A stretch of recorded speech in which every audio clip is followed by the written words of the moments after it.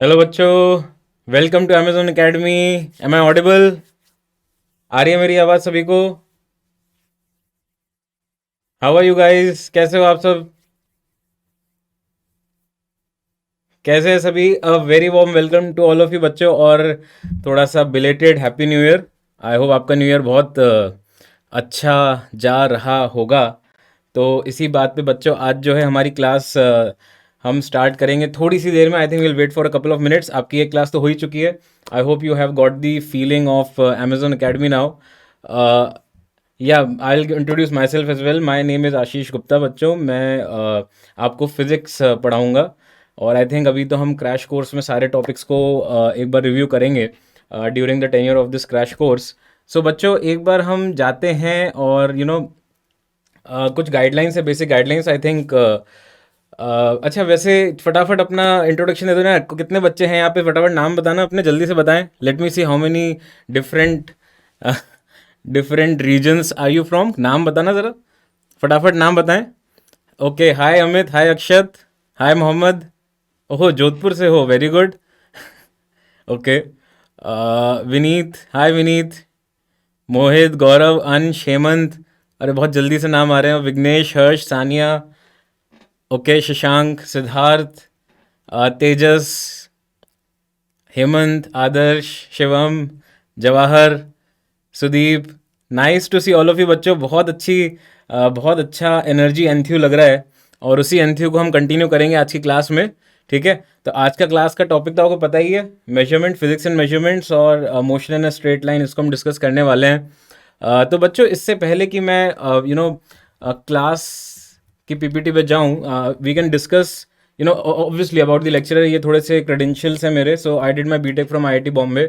Decent enough rank वगैरह और marks भी ठीक ठाक थे, बट घमंड बिल्कुल भी नहीं है। ठीक है, दीपक, विघ्नेश, आर्यन, सचिन। तो घमंड तो होना ही नहीं चाहिए किसी में भी, right? So we should be all very humble and nice.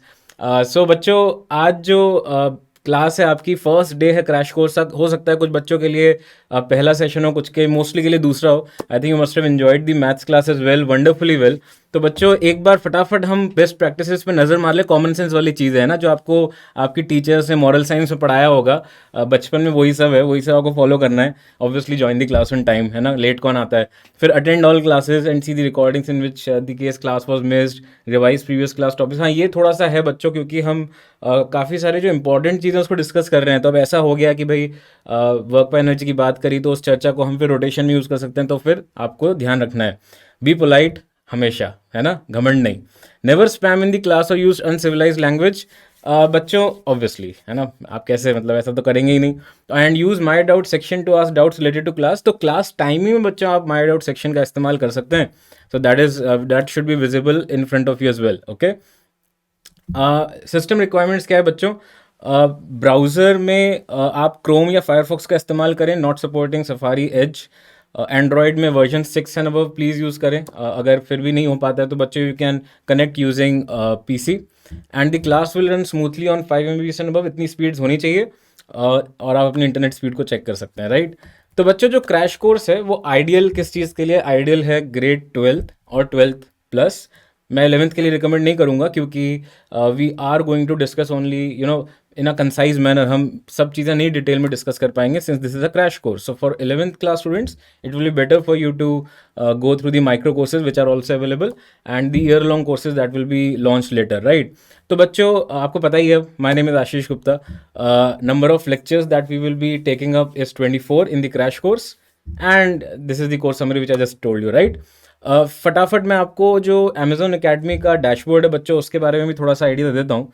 So just be with me and I will show you दी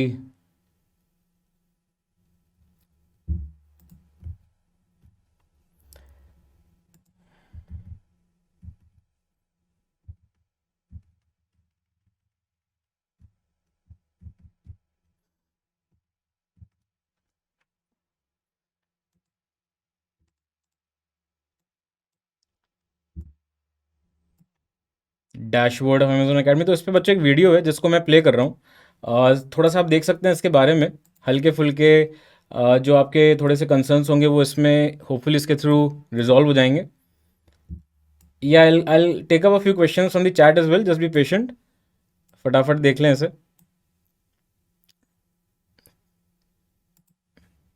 या तो बच्चों अमेजोन एकेडमी का जो डैशबोर्ड है उसमें आप जैसे ही ओपन करेंगे तो आपको दिख जाएगा जो भी करंट चीज़ें हैं, वो आपको डिस्प्ले में आ जाएंगी. आप उसमें स्क्रॉल करेंगे नीचे तो जो जेई मेंस के पार्ट टेस्ट हैं, जो भी करेंटली जो भी टेस्ट हो रहे होंगे वो आपको उसमें दिख जाएंगे.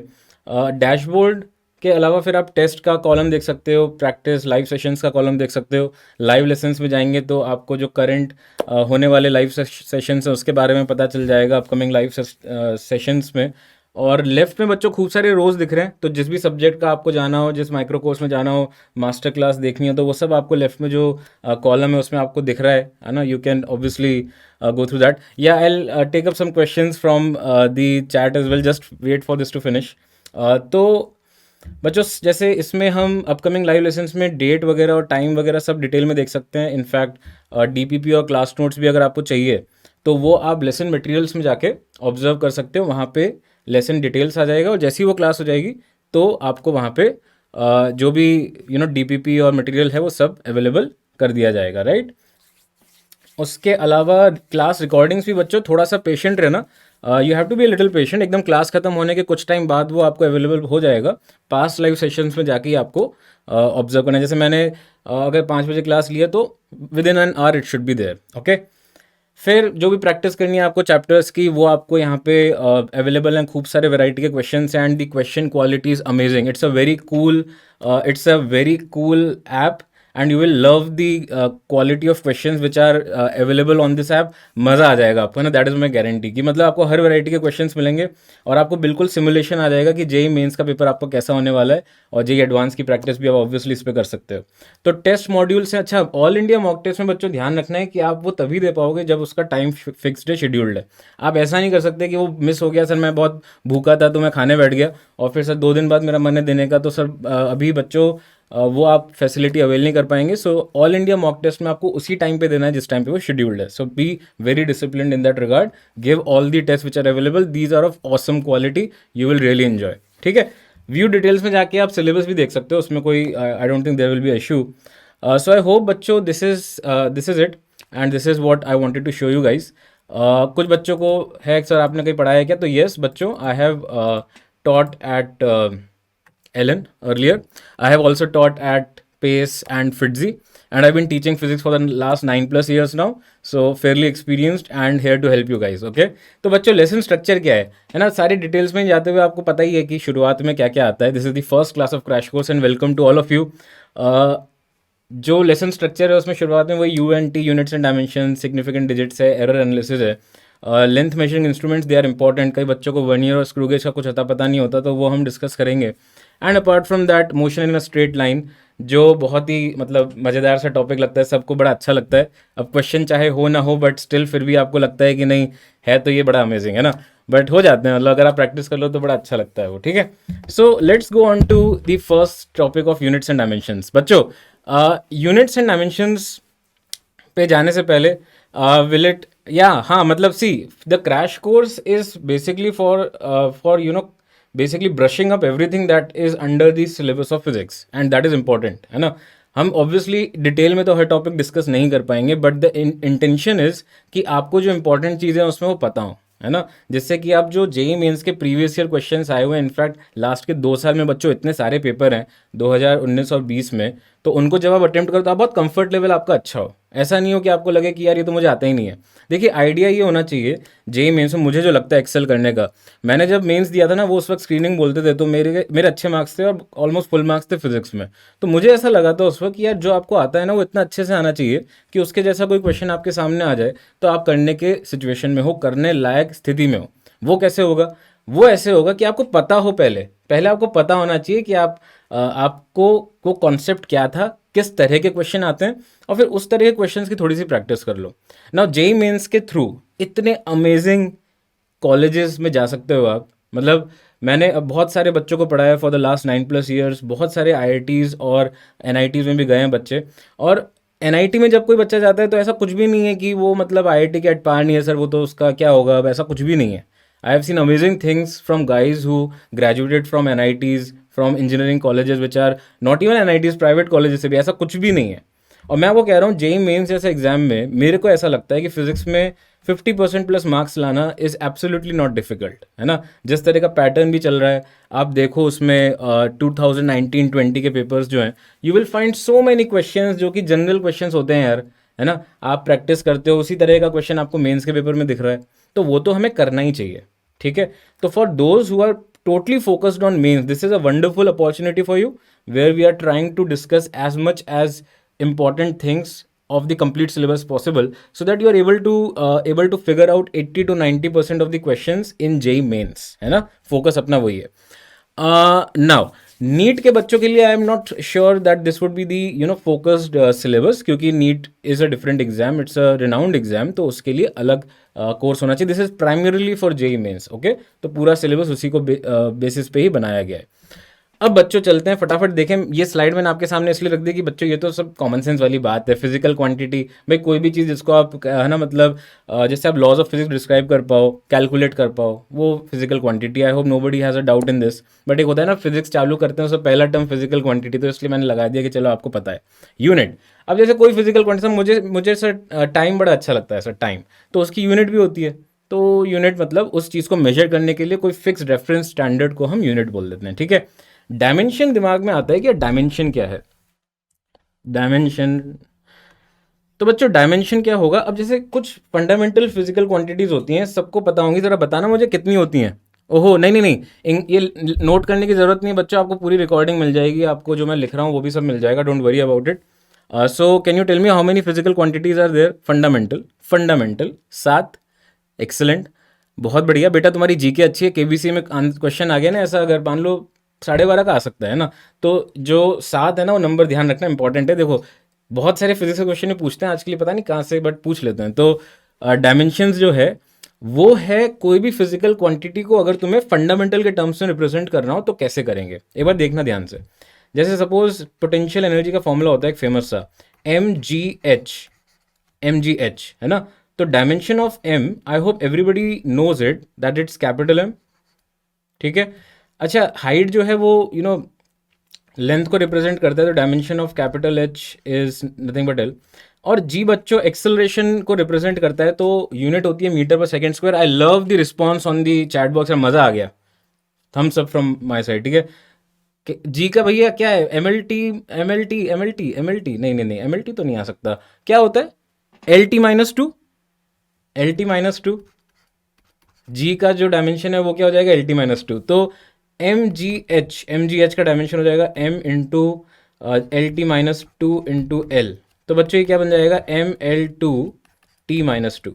सो इसमें क्या होता है ना बच्चों, वो जो बचपन में आपने मैथ्स में पढ़ा था ना पावर फंक्शन, कि सर x इंटू एक्स क्या होता है सर, वो एक्स स्क्वायर, वो सर्ट से एक्स बटा एक्स क्यूब क्या होता है सर, एक्स की पावर -2। ये सब चतुराई दिखा सकते हो आप डायमेंशंस के प्रोडक्ट में। सम का कोई सेंस नहीं है, क्यों सर बेटा, एल प्लस एल का मतलब क्या है कि तुम लेंथ में लेंथ जोड़ रहे हो, यार तो लेंथ ही आएगा ना भाई, इसका कोई प्रैक्टिकल सेंस नहीं है, ठीक है। तो लेंथ प्लस लेंथ का कोई मतलब नहीं है, मास प्लस मास का मतलब डायमेंशन का क्या लेना देना है। आपको तो ये सेंस सोचना है कि भाई अगर मल्टीप्लाई या डिवाइड करेंगे तो हम इस तरह से इसका इस्तेमाल कर सकते हैं, ठीक है। बहुत एलिमेंट्री बच्चों, मेरे को पता है कि आप लोगों को थोड़ी थोड़ी पुरानी यादें हो गई, क्योंकि 12वीं के बच्चे हो यार, पता नहीं 1.5 साल पहले पढ़ा होगा तो लगा होगा कि हाँ सर सही बोल रहे हो, अब हमें याद है अभी भी, है ना। तो चलो एप्लीकेशन पे चलते हैं फटाफट।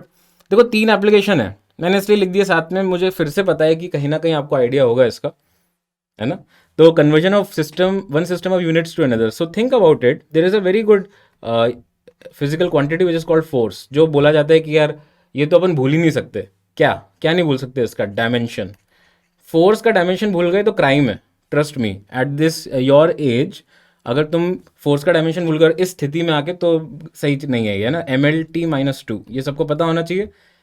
तो बच्चों होता है इसमें कि आपको ये भी पता होगा कि इसकी पॉपुलर यूनिट तो न्यूटन है ही, न्यूटन जी अपने है ना प्रणाम करते हैं इनको, बहुत रिस्पेक्टेड हैं, और पूरी फिजिक्स का भार इन्होंने अपने कंधे पे लिया हुआ था जब तक वो थे। एंड जो दूसरी यूनिट है बच्चों जो कि CGS है, दैट इज कॉल्ड डाइन। डायन मत बोल देना है ना, डाइन, ठीक है।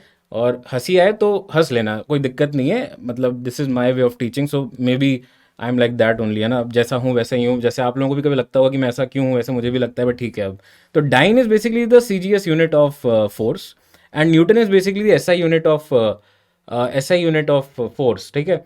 तो उसमें अब रिलेशन चाहिए, रिश्ता चाहिए, तो कैसे निकालेंगे कन्वर्जन, देखिए।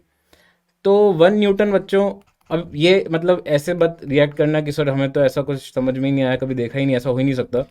So this is the way of writing 1 newton by using the dimensional formula. और ऐसे ही अगर आप डाइन लिखना चाहो तो 1 डाइन हो जाएगा बच्चों। अब देखो सीजीएस में क्या होगा, केजी की जगह आ जाएगा ग्राम, केजी की जगह आ जाएगा ग्राम, मीटर की जगह आ जाएगा सेंटीमीटर, और सेकंड सेकंड ही रहेगा, सेकंड में कोई दिक्कत नहीं है। दोनों को चुपके से क्या कर दो, डिवाइड, दोनों को चुपके से डिवाइड कर दो, काटना नहीं है, डिवाइड करना है। तो 1 newton upon 1 dyne is equal to 1 kilo बटा 1 ग्राम, 1000, 1000। 1 मीटर बटा 1 सेंटीमीटर, ये हो जाएगा 100, 1/1 इज 1। तो 1 न्यूटन आ गया बच्चों 10⁵ dyne. I hope everybody is quite comfortable, है ना, इजिएस्ट थिंग पॉसिबल। तो I hope this is fine, right. Next दूसरा एप्लीकेशन क्या था, देखें फटाफट देखें, फिर इसका क्वेश्चन कर लेंगे, derivation of formula.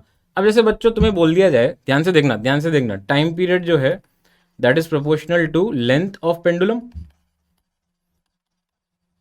And g of gravity, है ना, मतलब ग्रेविटी वाला जी जो है, g that is acceleration due to gravity, right. तो अब ये बोल दिया, और बोल रहे हैं कि रिश्ता निकालो। अब वैसे तो तुम्हें पता है, तुम तो होशियार लोग हो कि भाई सर हम तो ऐसे ही बता देंगे, हमें क्या ज़रूरत है, हीरोगिरी तो दिखाने की सबका मन करता है।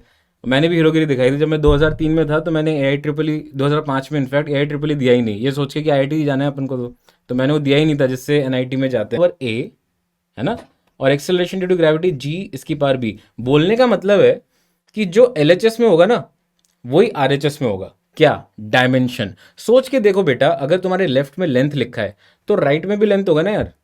अगर तुम्हारे लेफ्ट में टाइम लिखा है तो राइट में भी टाइम होगा। अगर कोई बोल रहा है कि भाई x=y है, तो यार जो इसका डायमेंशन है वही इसका होना चाहिए ना यार। तो लेफ्ट में जो डायमेंशन होगा वही राइट में होना चाहिए। तो टाइम का डायमेंशन तो t है, लेंथ का डायमेंशन, ये कांस्टेंट का कोई डायमेंशन नहीं मान रहे अपन यहाँ पे, लेंथ का डायमेंशन इज l, है ना, g इज LT-2, ठीक है, l की पावर 0, t की पावर 1। तो बच्चों अब हमें बस लेफ्ट और राइट में कंपेयर करना है, क्या, l की पावर कंपेयर कर। तो l की पावर यहाँ पे भी देखो बच्चा क्या है, a, यहाँ पे l की पावर 1 है, 1 b से मल्टीप्लाई होकर b बन जाएगा। तो this is nothing but 0 is equal to a plus b।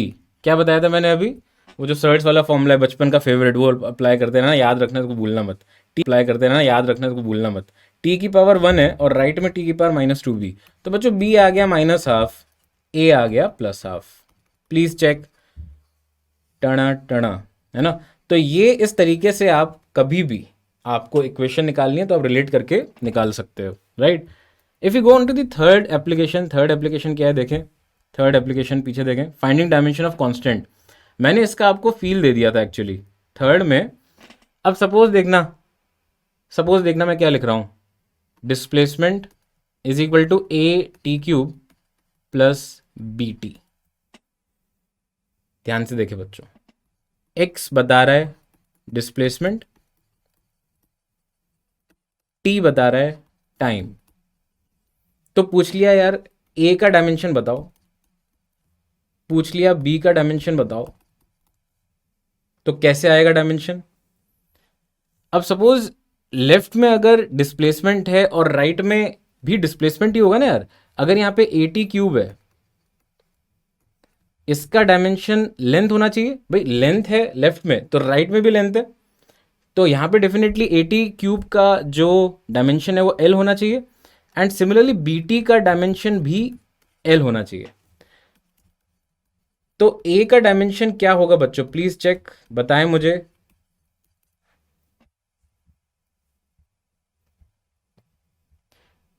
कोई नहीं, इफ इट इज लैगिंग एक बार पीछे जाके वापस से आए बच्चों, देखें if you can access, I hope it is visible.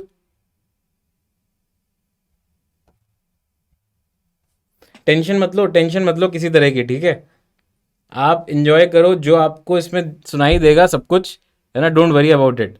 तो ए का जो डायमेंशन है वो क्या होगा, पीछे जाके आगे आ जाओ यार, यार रिफ्रेश कर लो, इतना लोड क्या ले रहे हो यार, कोई टेंशन नहीं है ना, आराम से पढ़ो, जो सुनने में है उसको एंजॉय करो। वो था ना, कौन सी मूवी थी, 3 इडियट्स। तो रेंचो क्या बोलता था उसमें कि ज्ञान जहाँ से मिले बटोर लो, जितना ज्ञान मिले बटोर लो, है ना। तो ज्ञान मिल रहा है, बटोर लो। तो ए का डायमेंशन हो गया LT-3 और बी का डायमेंशन हो गया LT-1। चेक करें, क्लियर है ये सबको। लेफ्ट में लेंथ तो राइट में भी लेंथ, और यार ये भी तो लेंथ ही होगा ना, दो लेंथ को मिला के लेंथ ही तो मिलेगा, क्या मिल जाएगा, कोई अलग थोड़ी मिल जाएगा। ओके, तो बच्चों आई hope this is fine, simple application. एक क्वेश्चन कर लें फटाफट, मेरे को लगता है कि हो जाएगा आपसे। ऑल्दो अलग तरह का क्वेश्चन है, बट मेरी ऐसी गट फील है, मुझे पता है क्या, काफ़ी सालों से मैं पढ़ा रहा था बच्चों को, और हर तरह के बच्चों को पढ़ाया मैंने। मतलब अच्छे ही होते हैं सारे बच्चे, बट कई का कैलिबर होता है कि यार बिल्कुल सर आप तो दो हम खट कर लेंगे। कई ये होते हैं जो आता है बट करते नहीं है, आलसी कैटेगरी वाले, मतलब उनको लगता है कि यार बाद में कर लेंगे। एंड मेजोरिटी ऑफ बच्चे इसी में फॉल करते हैं कि आलस बहुत होता है शरीर में। एक तो सर मौसम इतना बढ़िया है, और सर आप हाथ ऐसे है ना रगड़ते हो। अच्छा, अगली क्लास में बताना कि ये हाथ रगड़ने से कितना मतलब क्या हो रहा है, मतलब टेम्परेचर क्यों बढ़ता है वैसे हाथ रगड़ने से। Any any idea? करते रहो क्वेश्चन, और आए दिमाग में तो आंसर बताना है इस चीज़ का कि ये ऐसे ऐसे करने से, ठंड तो बहुत है ही अभी, तो ज़रा बताना कि ऐसे ऐसे करने से why is temperature of my hand increasing. Any idea? Okay, friction, very good. चलो बहुत अच्छी बात है, सबको समझ में आता ही है। तो बच्चों ये आप ज़रूर कैलकुलेट करके बताना कि कितना मतलब हीट निकल रहा है रबिंग से, कितने जूल या मिली जूल या किलो जूल। जब फ्रिक्शन आएगा ना तो मैं आपसे पूछूंगा, है ना। फील तो आनी चाहिए ना फिजिक्स में यार, कुछ ऐसी चीज़ भी तो जो रियल लाइफ में यूज़ कर पाए। ठीक है, हाँ। चलो तो बताओ, जल्दी से बताओ, ये चीज़ बताओ फिर आगे बढ़ें। क्या होगा इसका answer? Dimension of Young's modulus निकालें फटाफट। तो भाई जैसे हमने प्रीवियस पार्ट में देखा, Young's modulus is proportional to basically speed की पावर a, एक्सेलरेशन की पावर b, फोर्स की पावर c। तो बच्चों यंग्स मॉडुलस तो उसी का भाई होता है ना। कौन था यार वो? प्रेशर। डायमेंशन में तो उसी का भाई है, वो सेम डायमेंशन होती है यंग्स मॉडुलस की, और यंग्स मॉडुलस के प्रेशर की डायमेंशन सेम है। तो what will be Young's modulus? इसको आप लिख सकते हो ML। अब देखो फोर्स का होता है MLT-2, मैंने बोल दिया कि क्राइम में भूलना, डिवाइड कर दो L2 से, तो ये ऐसा कुछ आ जाएगा। चेक करते रहना, बता देना अगर कुछ गड़बड़ लगे।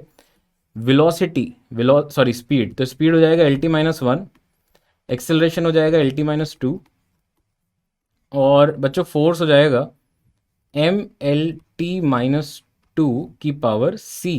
MLT-2 की पावर C। क्या कोई जल्दी से मुझे कैलकुलेट करके बता सकता है क्या?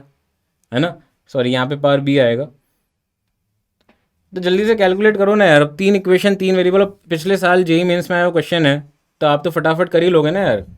जल्दी से बताओ, जल्दी से बताओ। अच्छा, ऐसे ऐसे क्वेश्चंस में कई बार क्या होता है, ऑप्शंस देख के भी लगता है कि सर ऑप्शंस ऑप्शंस देख के सर मतलब मैच करा देते हैं, तो उसमें एक्चुअली कोई बुराई नहीं है, कोई नुकसान नहीं है। मतलब ऑब्वियसली यू कैन सी कि अगर ऑप्शंस मैच हो जाए तो बहुत बढ़िया है। मास तो एक में ही आ रहा है ना, मास तो एक में ही आ रहा है। तो यहाँ पे देख लो कि सर फोर्स की पावर तो बनी होगी, तो ये बी और सी हो सकता है। मैं आपको इसलिए ट्रिक बता रहा हूँ कि यार कभी कभी स्मार्टनेस चल जाती है। तो बी और सी में दो में आ गए। अब यहाँ पे एरिया की पावर 2 है, यहाँ पे -2 है। और बच्चों यहाँ पे देखो एल की पावर -1 चाहिए आपको। एल को पकड़ते हैं, देखते हैं। तो यहाँ पे मैं देख पा रहा हूँ कि एल की पावर -4, मतलब यहाँ पे -4 है, और इवेंचुअली मुझे -1 चाहिए। तो बच्चों बच्चों प्यारे बच्चों, क्या होगा? सी या ए या बी? बी या सी? बी या सी? बी या सी? बी पे ज़्यादा जनता जा रही है, बी पे ज़्यादा जनता जा रही है। बी सही लग रहा है, बी सही लग रहा है, हैं? तो देखो कंपेयर कर लो। जैसे यहाँ पे ए जो है ना एरिया है, पावर नहीं, पावर नहीं। तो आप सॉल्व भी कर सकते हो, जैसे मैं 3 इक्वेशन लिख के छोड़ देता हूँ, आप सॉल्व कर लेना, आ जाएगा। एम की पावर 1 है यहाँ पे, तो 1 इज इक्वल टू सी आ गया। और दूसरे में दूसरी इक्वेशन क्या हो जाएगी? -1 is equal to a plus b plus c आ गया। और तीसरी equation -2 is equal to -a -2b -2c आ गया। कर लेना सॉल्व, आ जाएगा आंसर। सब होगा बेटा, सब होगा टाइम के साथ साथ। अभी आप इसको देखिए। Let's go to question 2, please do it. जल्दी से करें, जल्दी से करें, फटाफट करें। अरे मेंस में आया वो फिर से अभी 2019, देख रहे हो आप देख रहे हो रिस्पेक्ट कितना यूनिट्स एंड डायमेंशंस को मिल रहा है। इस पे इतने छोटे से पार्ट पे क्वेश्चन पूछते हैं एग्जाम में, और वो भी मेंस में, जिसमें मात्र 25 क्वेश्चन आते हैं, है ना। मतलब ऑप्शंस रहते हैं कि आप 5 कर लो 10 में से न्यूमेरिकल में, बट इवेंचुअली टोटल तो 25 हैं। बट मैं यही बोल रहा हूँ, फिजिक्स में बड़ा अजीब तरह की स्थिति है। या तो कुछ चैप्टर्स बहुत पसंद, दिल को बहुत क्लोज होते हैं, जैसे मैंने कई बच्चों को देखा है वो बहुत ज़्यादा इमोशनली अटैच हो जाते हैं काइनेमेटिक्स के साथ, है ना। मुझे सर बॉल उछालना बहुत अच्छा लगता है, बट फिर उस पर सवाल नहीं हो पाते उनसे, या जो भी होता है टाइम बहुत लग जाता है करने में, तो फ़ायदा नहीं है, नुकसान हो गया। कुछ चैप्टर्स ऐसे हैं, सेमीकंडक्टर हो गया जो पढ़ते ही नहीं है, छोड़ना है यार, या मतलब मैग्नेटिज्म मैटर हो गया, अरे कौन पढ़ेगा वो, ऑप्टिकल इंस्ट्रूमेंट्स हो गया, अरे ये तो किसी काम का नहीं है, उस पर क्वेश्चन डायरेक्ट आते हैं। यूनिट्स एंड डायमेंशंस भी उसी में से डायरेक्ट क्वेश्चन, है ना। Please try, please try. बहुत वैरायटी ऑफ आंसर्स मिल जाए। मैं अमेज्ड हूँ यार, तुम लोग इतनी एनर्जी दिखा रहे हो, आई am very happy about it. But the thing is that बहुत सारे डिफरेंट डिफरेंट आंसर्स आ रहे हैं, प्लीज़ चेक। हाँ मतलब I think this crash course is all about revision, है ना, मतलब रिवीजन हो जाए थोड़ा थोड़ा, और ध्यान जो मैटर करती हैं चीज़ें वो हमें पता हो। अरे बताओ यार, जल्दी से बताओ क्या है आंसर। यार ए और बी तो नहीं लग रहा है, हैं? सी या डी? सी या डी? टणे टणे। D. D for Delhi, C for Calcutta, which is the correct answer. तो देखो मैं इसको बताता हूँ, है ना, बहुत ही अच्छा प्यारा क्वेश्चन लगता है मुझे ये। तो डेंसिटी का जो डायमेंशन है बच्चों, वो हो जाएगा मास अपॉन वॉल्यूम, तो ml3 ऐसे बोलते हैं इसको, है ना। तो यहाँ पे बच्चों आप ये बोल सकते हो कि अगर एक नई डायमेंशन को इंट्रोड्यूस किया जाए, चेक करना, रो डैश, तो बच्चों यहाँ पे मास की जगह, मतलब 1 किलो की जगह क्या आ जाएगा, 0.25 सेंटीमीटर, और यहाँ पे मैं 1 यूनिट ले रहा हूँ इस नए की, है ना, नए यूनिट का 1 वैल्यू। और लेंथ जो है बच्चों वो हो जाएगा 50 ग्राम, तो 0.05 की पावर -3, और यहाँ पे आ गया बच्चों केजी, है ना, सॉरी यहाँ पे भी मीटर, ठीक है। उसके बाद बच्चों अगर मैं इसको ऐसे लिखूँ ना 1 रो, तो ये आ जाएगा बच्चों, अरे यार आ, मुझे ध्यान क्या रखना है इसमें, लेंथ की यूनिट 25 सेंटीमीटर है। एक सेकेंड, वापस से करें, वापस से करें, ध्यान से करें, ध्यान से करें, जल्दबाजी में नहीं। तो 1 रो डैश, तो ये बन जाएगा बच्चों मास, मास है 50 ग्राम, तो 0.05 kg, ठीक है, की पावर 1, और लेंथ है 25 सेंटीमीटर, तो 0.25 की पावर -3।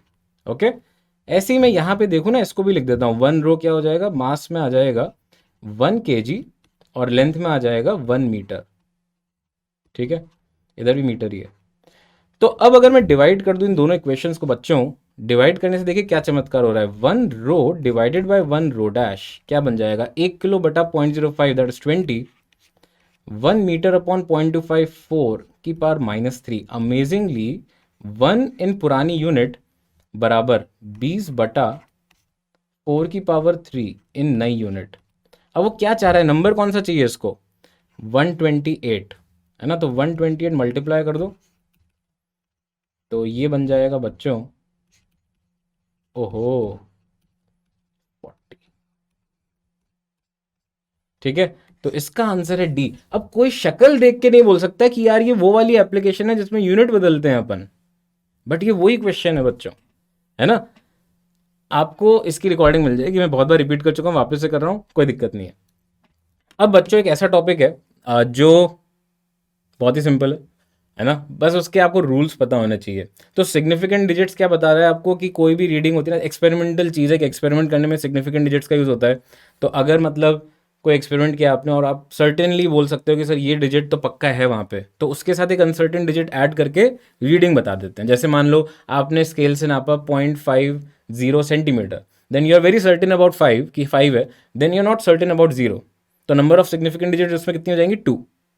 सेंस समझ में आ गया होगा। रूल्स हैं, बहुत ही सिंपल रूल्स हैं यार, मतलब मैं नहीं चाहता कि मैं इसको बताता रहूँ आपको, बहुत ही बेसिक रूल्स हैं। All non zero digits are significant, इसलिए मैंने लिख भी दिया है इसमें। तो जैसे मान लीजिए 823 है, तो इसमें 3 है significant digits, that you are certain about 8 and 2, uncertain about 3, ठीक है। All zeros between 2 non zero digits are significant, तो 8203 सेंटीमीटर है, तो इसमें बच्चों जीरो भी सिग्निफिकेंट हो जाएगा।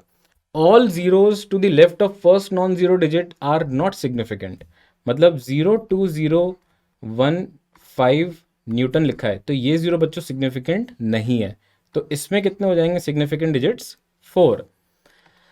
If the number is less than 1, zeros on the right of decimal but to the left of first non zero digit are not significant। तो ये वाले जो डिजिट हैं बच्चों, जैसे यहाँ पे लिख दिया ऐसा कुछ, तो ये 2 3 तो सिग्निफिकेंट है, 0 0 सिग्निफिकेंट नहीं है, तो इसमें भी सिग्निफिकेंट डिजिट्स 2 हैं। I think all of this makes a lot of sense. Trailing zero are significant, जो मैंने यहाँ पे बोला था आपको कि एक 0.50 बोल रहे हो आप सेंटीमीटर, तो इसमें 2 सिग्निफिकेंट डिजिट हैं। ये सब सिंपल रूल्स हैं, याद रख लेना। और एक्सप्रेस्ड इन एक्सपोनेंशियल फॉर्म, तो जैसे 23 × 10⁻² लिखा है सेंटीमीटर, तो ये बच्चों इसका कोई सिग्निफिकेंट डिजिट नहीं है, यहाँ पे 23 के ही हैं, तो 2 हो जाएगा इसमें, right. In a number without decimal, अच्छा इसमें एक ये इंपॉर्टेंट है, सुनना बच्चों, सब कॉन्सेंट्रेट करें बेटा, ध्यान से देखें, जो भी उबासी ले रहे हैं फटाफट भैया यहाँ पे देखें भाई। सो अच्छा सब इंडियन से बच्चों जल्दी से फोकस करें। तो बच्चों अगर आपने यूनिट लिख दी किसी भी रीडिंग के साथ, इसमें वो उल्लू बना सकता है आपको, बहुत फोकस करके सुन लें। 820 न्यूटन लिख दिया उसने, पूछ लिया सिग्निफिकेंट डिजिट क्या है, आप तो बोल दोगे कि हाँ 0 यार नहीं होता होगा, तुक्का मार दिया आपने, गलत हो जाएगा। 3 है इसमें सिग्निफिकेंट डिजिट, अगर यूनिट के साथ लिखा है मतलब it's a reading for an experiment, so you have to make sure that वो 0 सिग्निफिकेंट होगा। ठीक है, ध्यान रखें, आगे बढ़ें। अब बच्चों चलते हैं एरर एनालिसिस पे। Now see, error analysis is of a bit of use, but कई बार क्या होता है हम भूल जाते हैं, मतलब वो चीज़ें जैसे ये लिखी है मैंने, आपको हो सकता है कुछ चीज़ें याद हो, कुछ चीज़ें आप मिस कर गए हो, तो मैं फटाफट इसको ब्राउज आपको ब्रशअप कर देता हूँ। जैसे मान लीजिए आपके पास 4 रीडिंग्स हैं, 4 रीडिंग्स हैं किसी एक्सपेरिमेंट की, A1 A2 A3 A4। तो एब्सोल्यूट एरर कैसे निकालें? देखो पहले तो उसमें जो रीडिंग होगी ना, उसमें मीन वैल्यू क्या होगी, मीन रीडिंग क्या बोल देंगे हम, sum of all readings divided by the number of readings. बहुत ही simple, nothing great about it, simple एकदम। उसके बाद हम एब्सोल्यूट एरर की बात करते हैं। एब्सोल्यूट एरर जो होगा ना बच्चों, हर रीडिंग का अलग अलग होगा। एब्सोल्यूट एरर ऑफ A1, तो ये हो जाएगा बच्चों A1 माइनस A मीन। अब कई बार क्या होता है किताबों में उल्टा भी लिख देते हैं, बट NCERT इज माई बाप ऑफ दिस एग्जाम, तो वहाँ वो जो बोल रहे हो फाइनल है ना। तो A1 minus A mean NCERT में लिखा है, फिक्स है। A2 के लिए अगर लिखना है तो A2 minus A mean and so on. Okay, ये एब्सोल्यूट एरर दे देगा हर एक रीडिंग का। मीन एब्सोल्यूट एरर क्या होगा, इन सब का मॉड ले लो बच्चों, पक्का ले लेना, ठीक है। हाँ, तो ये A1 एब्सोल्यूट हो गया, ये A2 एब्सोल्यूट हो गया, तो ये हो जाएगा बच्चों A1 absolute plus A2 absolute, जितने भी नंबर हैं डिवाइडेड बाय उन सब नंबर्स के सम, जितने भी हैं, जैसे 4 है ना यहाँ पे, तो 4 से डिवाइड कर दिया। और रिलेटिव एरर क्या होगा, रिलेटिव एरर, तो यही मीन एब्सोल्यूट एरर, ठीक है, divided by the mean reading, ये हो गया आपका रिलेटिव एरर। और बच्चों इसी रिलेटिव एरर का 100 से मल्टीप्लाई कर दो आप, तो ये क्या आ जाएगा आपके पास, परसेंटेज एरर। यार ये सब चीज़ें क्या है ना, याद होनी चाहिए, इसमें कोई कंफ्यूजन नहीं होना चाहिए। आपको ऐसा नहीं लगना चाहिए कि कहीं ऐसा तो नहीं, कहीं वैसा तो नहीं। ये बहुत होता है, देखो सबके साथ होता है, मेरे साथ भी होता था, बहुत ज़्यादा होता था, आप बिलीव नहीं कर सकते। मेरे को 11वीं की फिजिक्स जब मैंने पढ़नी शुरू की थी ना, तो मुझे ऐसा लगता था कि मैं इसमें फेल हो जाऊंगा, मतलब आई एम नॉट जोकिंग, ठीक है। तो मुझे ऐसा लगता था कि मैं फेल होऊंगा। अच्छे खासे मार्क्स से 90% से ज़्यादा नंबर थे मेरे 12th के बाद जो JEE एग्ज़ाम था उसमें फिजिक्स में, ठीक है। तो मैं इसके लिए नहीं कह रहा कि मतलब मैं बहुत अच्छा हूँ, या वो तो मैं हूँ, और ये मेरी तारीफ नहीं है, ठीक है, I am just joking. But ये इसलिए बोल रहा हूँ मैं कि for a person who thought that he would not even pass in the exam, and then he made improvement where, मतलब अमेजिंग मार्क्स आए within a span of 1.5 years, is incredible, ठीक है।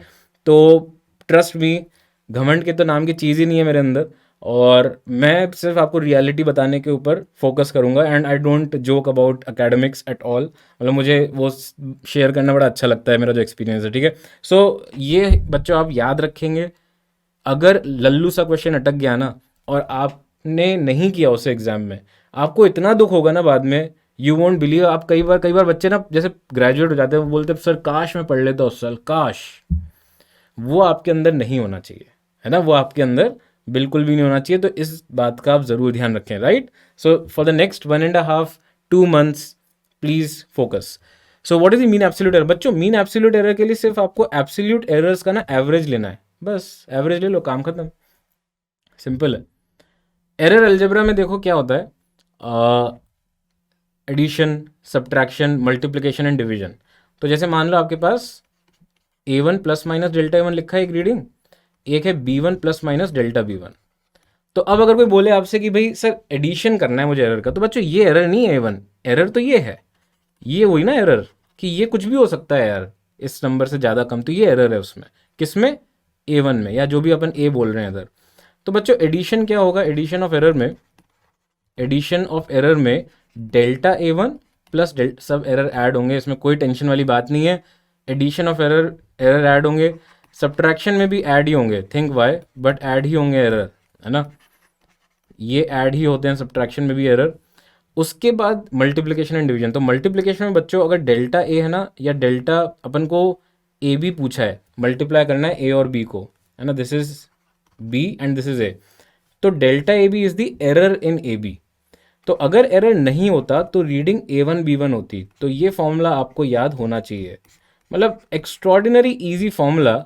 और कई बार बच्चे पता नहीं क्या गलती करते हैं यार, मेरे को तो समझ में नहीं आता, बहुत गुस्सा आता है, फिर मुझे डांटता भी हूँ फिर मैं बहुत। नहीं इतना नहीं, शक्ल से ही नहीं लग रहा कि कैसे डांटूंगा मैं, and I don't like it, I don't like, है ना। प्यार आता है कभी कभी, बाकी डांटना वाटना तो चलता है, ऐसा नहीं है ना। बच्चों पे बहुत प्यार आता है क्योंकि होते इतने मासूम प्राणी हैं, है ना, मासूम। कोई नहीं। तो डेल्टा ए बी जो है that is the error in A B, and you know delta A upon B, this is the error in A upon B. तो बच्चों इसके लिए भी सेम फॉर्मूला फिट होता है, ये बहुत ज़रूरी है याद रखना। अगर आप इस पार्ट में फॉर्मूले आपने ये सब ध्यान रख लिया ना, सल्यूट मारो अपने आप को और आगे बढ़ जाओ, प्रैक्टिस करो जो क्वेश्चन आए हैं इस पे और आगे बढ़ जाओ। बिल्कुल भी आप परेशान मत हो इसके लिए, है ना। मेरे को ऐसा लगता है कि अगर आपको इतना आता है इसमें, यू आर कंफर्टेबल, है ना, कोई दिक्कत वाली बात नहीं है। परसेंटेज एरर ज़रूर एक ऐसी चीज़ है जिसको आप ध्यान रखेंगे, जैसे परसेंट एरर होता है, अगर percent error in A B, या ए की पावर एम बी की पावर एन, तो इसका फॉर्मूला क्या होता है बच्चों, M times percent error in A and plus N times percent error in B. ये बिल्कुल मतलब फिक्स फॉर्मूला है यार, कोई कुछ नहीं कर सकता है इनका, है ना। ऐसा नहीं कि जैसे ब्लैक होल निकाल दिया अभी, है ना, पता होगा आपको शायद ग्रेविटेशनल वेव्स के बारे में पता चल गया तो सब मर गए, अब एक और तरह की वेव पढ़ा देंगे क्या, नहीं ऐसा नहीं है। तो यहाँ पे ऐसा कोई लोड नहीं है, आप आराम से ये सब चीज़ें ध्यान रखो and you will be fine, just practice on these parts and you will be fine. Okay, please try बच्चों, फटाफट करिए। आई एम रियली होपिंग यार तुम लोग बहुत अमेजिंग हो। मासूम तो होते ही हैं बच्चे, तो बहुत मासूम होते हैं। आज किसी का हैप्पी बर्थडे है क्या, बताना ज़रा।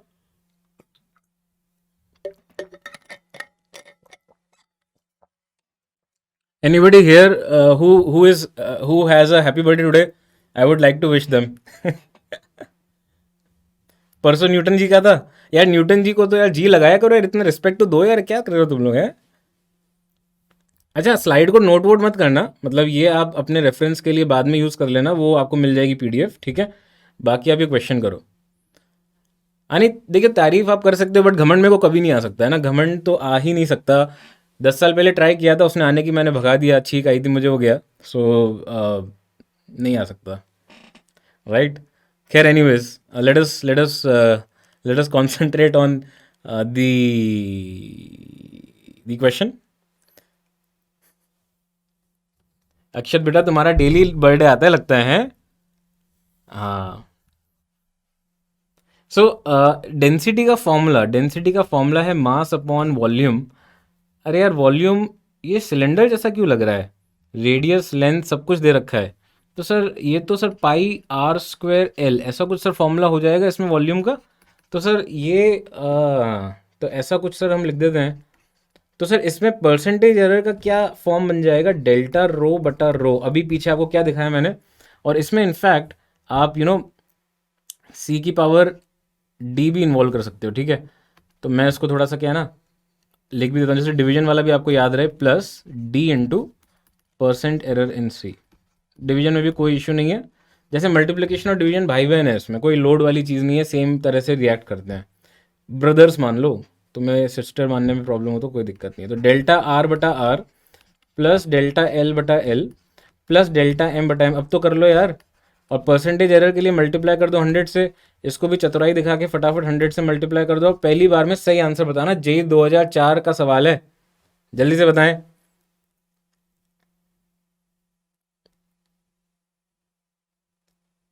प्लीज़ डू इट, जल्दी जल्दी बताएं। मज़ा आ रहा है, रात के 9:45 बज गई है और आप लोगों के साथ बहुत मज़ा आ रहा है ना? This is fun, we will have a very good time. Please फटाफट फटाफट बच्चों, चार आ रहा है क्या? चार आ रहा है क्या? चार आ रहा है क्या? चार आ रहा है क्या? चार आ रहा है क्या? यार आ जाएगा चार, जैसे ही तुम इसको सॉल्व करोगे ना। एलएचएस को नहीं करना सॉल्व, आरएचएस को करो ना, डालो वैल्यू। जैसे इसमें डेल्टा आर की वैल्यू क्या हो जाएगी बच्चों? डेल्टा आर की वैल्यू हो गई 0.003, और आर जो है दैट इज 0.3। ऐसे ही डेल्टा एल जो है, यार तुम लोग बहुत अच्छे हो, है ना? तुम लोग बहुत अच्छे हो, I like you, I love you. कोई बच्चा बोल रहा है कि we are enjoying a lot, तो मुझे बहुत अच्छा लग रहा है। मैंने पूछा ही नहीं, फिर भी वो बताया उसने, आई एम वेरी हैप्पी। तो आई एम रियली होपिंग कि सिर्फ तुम ही नहीं हो बेटा जिसको मज़ा आ रहा है, बाकी लोगों को भी आ रहा हो थोड़ा थोड़ा। I am really hoping. So just when you substitute the values, you will get the answer, right? Delta M 0.003 and 0.3। ठीक है? हाँ बिल्कुल बिल्कुल, स्कोर अच्छा हो जाएगा बेटा तुम्हारा, ध्यान से ऑब्जर्व करो। फोर इज द, और बहुत अमेजिंग लग रहा है मुझे, मतलब कम से कम मुझे आई थिंक 30-40 रिस्पॉन्सेज मिल गए यार फोर पे। This is too good. Please keep attending all the lessons, and I am really bullish about this, है ना? मतलब एक टर्म है बुलिश होना, तो आई एम रियली बुलिश कि कम से कम आप सबका सब कुछ रिवीजन हो जाएगा। और देखो रात के 9 से 10:30 तो वैसे ही आप गप्पे मारते होगे, या कुछ बच्चे होते होंगे जो अगर साथ में रहते हैं तो पत्ते भी खेलते होंगे। मुझे पता है कुछ आदतें हैं ऐसी बच्चों की जो कि थोड़ी सी अच्छी नहीं है, बट रात को इस टाइम पे ज़रूर अटेंड करें और मेरी क्लास में आए, तो I hope that you will all enjoy it, और अपन फटाफट रिवीजन कर लेंगे यार इस बहाने। तो ये रहा बच्चों वर्नियर कैलिपर। ये रहा vernier caliper, this is the vernier caliper, this is my personal vernier caliper actually. तो बच्चों इसमें एक्चुअली ध्यान से देखने वाली बात ये है कि ये वाली जो रो है ना, ये है आपकी बच्चों मेन स्केल। ठीक है? ये वाली जो रो है दिस इज मेन स्केल, और यहाँ पर जो रो है ना बच्चों, this is vernier, vernier scale. और बच्चों हाई स्कूल फिजिक्स में जो क्वेश्चंस आते हैं ना, उसमें यूजुअली आपका जो मीन, जो आपका लीस्ट काउंट होता है ना, least count is one main scale division minus one vernier scale division. ठीक है? जिस तरह के वर्नियर्स देते हैं वो लोग, कभी 49 और 50 को मैच कराते हैं, कभी 10 और 9। तो इसमें अगर आप ध्यान से देखो, इसमें अगर आप देखो, डिजिटल लूंगा तो यार समझाऊंगा कैसे तुम लोगों को, है ना? कोई दिक्कत वाली बात नहीं होनी चाहिए, अगर मैं समझा नहीं पाऊँ तो फ़ायदा क्या है। तो यहाँ पे अगर आप ध्यान से देखो ना, बहुत अच्छा विजिबल हो रहा है मुझे कि 10 जो है ना रीडिंग, वो यहाँ के 49 से देखो मैच करा रही है। तो बेसिकली मैं क्या बोल सकता हूँ, for this vernier caliper, this is a special vernier caliper, that 50, sorry I just write it down. For this vernier caliper, 50 main scale division is actually coinciding with, sorry, 50 vernier scale division is coinciding with 49 main scale division. क्या आपको दिख रहा है जो मुझे दिख रहा है? थोड़ा सा फील लीजिए इस चीज़ का। बच्चों आप बिल्कुल, मतलब आप बाद में भी रेफर कर सकते हो, कोई आपका क्वेश्चन छूट गया, आपको कुछ लग रहा है कि सर मैं, सर आप क्या, सर मेरे को वो लास्ट लाइन सर मिस हो गई, बच्चों प्लीज़ देख लेना, है ना? I really have faith in you guys, you will do it. आप आराम से देख लेना एक बार और आपको समझ में आ जाएगा, है ना? अभी अपन इस पर कॉन्सेंट्रेट करें, इंपॉर्टेंट है। मुझे लगता है बहुत बच्चों का वर्नियर पूरा उड़ा हुआ है ना? वो शायद ही कभी उन्होंने रेफर किया, और कोरोना की जो कयामत आई है उसमें और चक्कर पड़ गया। अब यही टाइम तो था आपका स्कूल जाके वो देखने का, वर्नियर और स्क्रू गेज। अब आप देखोगे सर अमेजोन पे दिखा दो आप, तो ये लो। तो देखो लीस्ट काउंट जो है, इसका लीस्ट काउंट क्या आएगा? Let us see the least count. तो बच्चों इसका लीस्ट काउंट जो है वो आ जाएगा 1 MSD minus 1 VSD is 49/50 MSD। तो बच्चों ये देखो कितना आ गया यार, ये 1/50 मतलब 0.02 MSD आ गया। और मज़ेदार चीज़ है कि एमएसडी जो है मेन स्केल डिवीजन, अगर आप ध्यान से घूरो ना इसको, तो आपकी नॉर्मल स्केल की नटराज स्केल होती है ना, सबके पास होगी, तो वो वैसी ही है। तो नटराज स्केल का वन मेन स्केल डिवीजन होता है 1 mm, तो ये बच्चा हो जाएगा 0.02 mm। तो ये इसका लीस्ट काउंट है। अभी मैं फिक्स नहीं कह रहा कि मैं हर बार 1.02 होगा, ऐसा नहीं है। वो किस पे डिपेंड करेगा, कितने वर्नियर स्केल डिवीजन कोइंसाइड कर रहे हैं मेन स्केल डिवीजन से। ये बात बच्चों आप ज़रूर ध्यान रखें, है ना? ये इन्फॉर्मेशन को थोड़ा सा ऑब्जर्व करें, राइट? तो अब अगर मैं इसमें देखूं 0.02 mm is the least count of this vernier caliper, तो रीडिंग क्या होगी? अब देखना एक बार, मैंने इसमें एक स्क्रू नट जो होता है ना वो एंटर करवाया है। तो यहाँ पे बच्चों, नहीं ये एक्चुअली क्या है ना, देखो वन जो है ना ये बच्चों, 1 के 5 हैं, छोटे छोटे मार्किंग। तो मैं डिवीजन मतलब वो छोटा मार्किंग बोल रहा हूँ बच्चों, ये जरूर फोकस करके समझें। एक डिवीजन मतलब लंबा वाला नहीं, ऐसे तो यार 1 मीटर वाली तुम स्केल लोगे तो बोले 1 मीटर ऐसा इसकी डिवीजन। अरे जो मार्किंग है, छोटी मार्किंग, उसका। इसमें देखो क्या हो रहा है, जीरो किससे कोइंसाइड कर रहा है, जीरो से पहले है 14। चेक करना, जीरो से पहले है 14, ये वाली जो मेन स्केल है, ये वाली जो मेन स्केल है, दैट इज 14।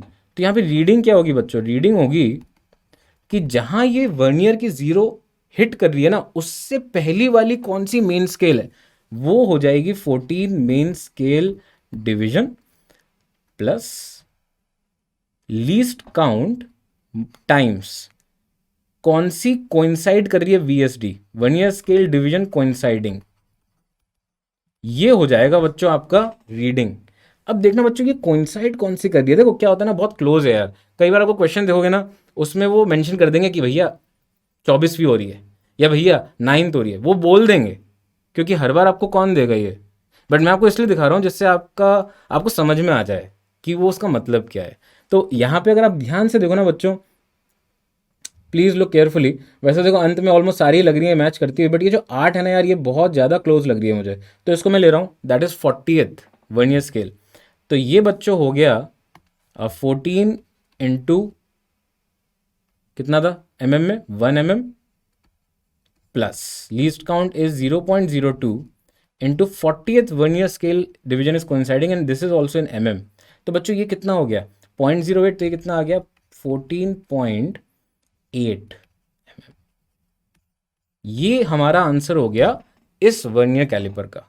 ये हमारी बच्चों फीलिंग्स जो है बच्चों, देखो ये 8 इंटू 5 हो गया ना, हर एक में यार 5-5 है ना यार, हर एक में 2 से 3 में 5 डिवीजन है, 2 से 3 में 5 डिवीजन है। अगर मान लो 50 लिख देता मैं, तो ये बच्चों 15 आ जाता, 14 का 15 हो जाता है वो। इसको ऐसे सोचो आप। हाँ देखो, मैंने तुम्हें क्या बोला, मैंने तुम्हें क्या बोला कि क्वेश्चन में आपको लिखा हुआ मिलेगा मोस्टली, अगर फोटो देंगे तो वहाँ दिखेगा कि ये कोइंसाइड कर रही है ना। और बाकी देखो हर किसी की आंखें अलग अलग, भगवान ने सबको अलग अलग आंखें दी है ना, तो इतना तो यार तुम लोगों ने पढ़ लिया ना, वो सब डिफ्रैक्शन वगैरह, एरर होता है, रिजॉल्विंग पावर, वो सब पढ़ा है कि नहीं। तुम लोगों की आंखें क्या मेरी आंखों के सेम है क्या यार, तुम्हारी आंखें अच्छी हैं, मेरी आंखें तो कमजोर हो चुकी हैं पढ़ा पढ़ा के, है ना, मेरी आंखें बहुत पुरानी भी हो चुकी है, तो मुझे थोड़ा सा पास की नज़र मेरी थोड़ी, ऐसी मजाक कर रहा हूँ, अच्छी खासी है मेरी आंखें, ठीक है, मेरी आंखों पे कोई नहीं हंसेगा, मेरी आंखें बहुत अच्छी हैं, मेरी आंखों पे बहुत कॉम्प्लीमेंट भी मिले मुझे, बचपन से बोला गया कि I have beautiful eyes. Never ever have anybody talked about like me, I love, है ना, मतलब I love it when anybody tell me कि sir you have beautiful eyes, है ना, ठीक है। कोई नहीं, it's just something which is a little bit funny, but it's a fact. और तारीफ तो मैंने आज तक कभी खैर की नहीं अपनी, मतलब तारीफ वाला मामला नहीं है, ठीक है। घमंड तो आज तक कभी नहीं आया, अभी भी कोशिश कर रहा है कि मैं इससे निकल जाऊं, बट कभी नहीं, ठीक है। चलो अब स्क्रू गेज पे आ जाते हैं। स्क्रू गेज में same logic, same logic screw gauge में बच्चों, बस एक डिफरेंस है कि इसमें जो वर्नियर स्केल है ना, वर्नियर स्केल की जगह यहाँ पे सर्कुलर स्केल है, सर्कुलर। तो जो काम वर्नियर का है वो यहाँ पे सर्कुलर का है। और बच्चों ध्यान से समझना, स्क्रू गेज से आपको वर्नियर समझ में आ जाएगा। स्क्रू गेज में जब एक पूरा चक्का वो घूमता है ना, तो जैसे इसमें आप ध्यान से देखो, देखो 0 दिख रहा है साफ साफ, 5 दिख रहा है, यहाँ 45 दिख रहा है, तो बच्चों यहाँ पे ना 50 डिवीजन है, 50।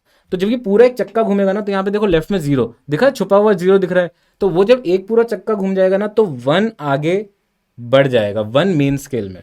तो बच्चों यहाँ पे लीस्ट काउंट क्या है स्क्रू गेज का, लीस्ट काउंट पिच, यार ये हेलिकल पाथ वाला पिच है, डिवाइडेड बाय 50, क्योंकि एक बार जब वो चक्का घूमता है तो ये थोड़ा सा आगे बढ़ जाता है, उसको मैं बोल रहा हूँ पिच, एक पूरा चक्कर 360 डिग्री, और इसमें डिविजन 50 हैं।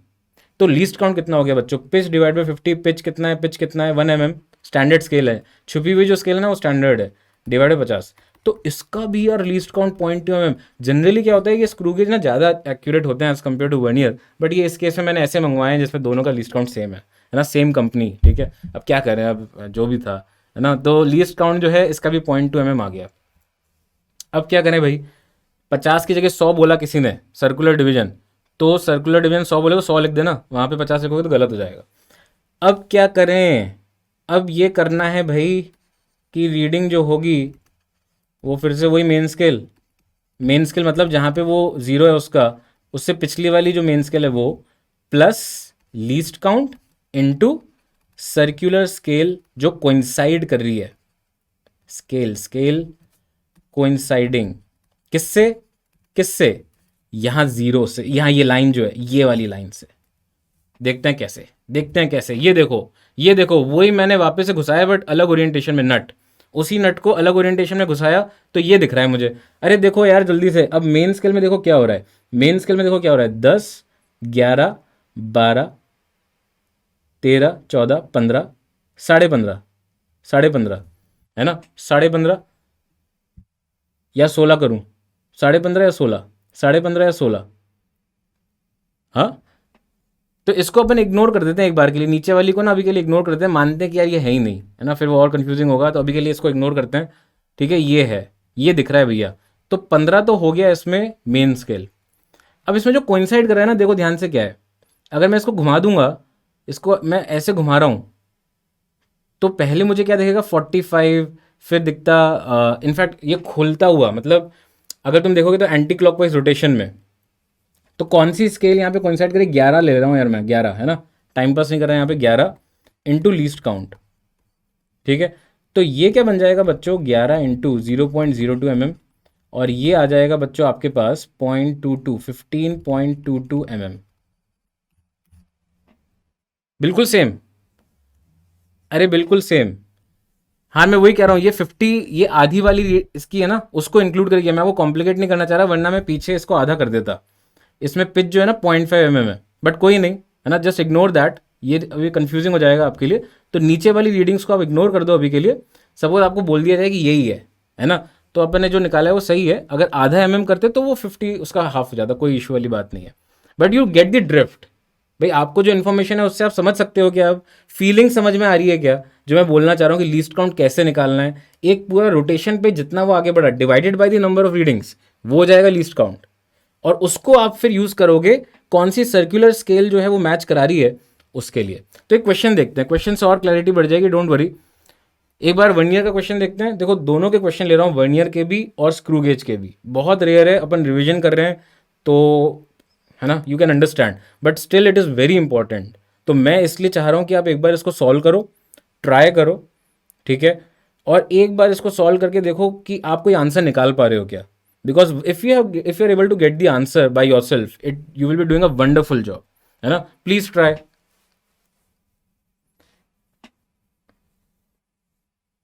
कोई बात नहीं, वर्नियर समझ में आ गया तो एक बार इसका करो, ट्राई करो, देखो कोशिश तो करनी पड़ेगी, जब तक कोशिश नहीं करोगे तब तक नहीं सीख पाओगे ना। एक बार कोशिश करो वर्नियर का, और बहुत सारी चीज़ें लिखी हैं इसमें, बट आप ट्राई करो इसको समझने की, सीखने की उससे, और फिर अपन इसमें इस क्वेश्चन का आंसर निकालेंगे। Please try.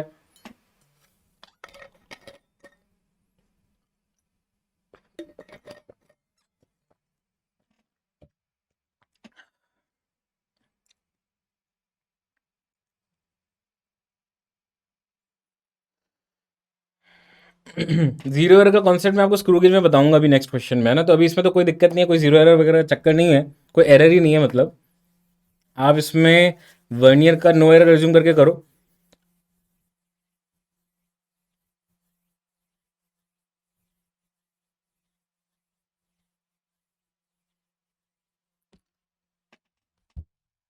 टण it is found that vernier scale lies between 5.10 and 5.15।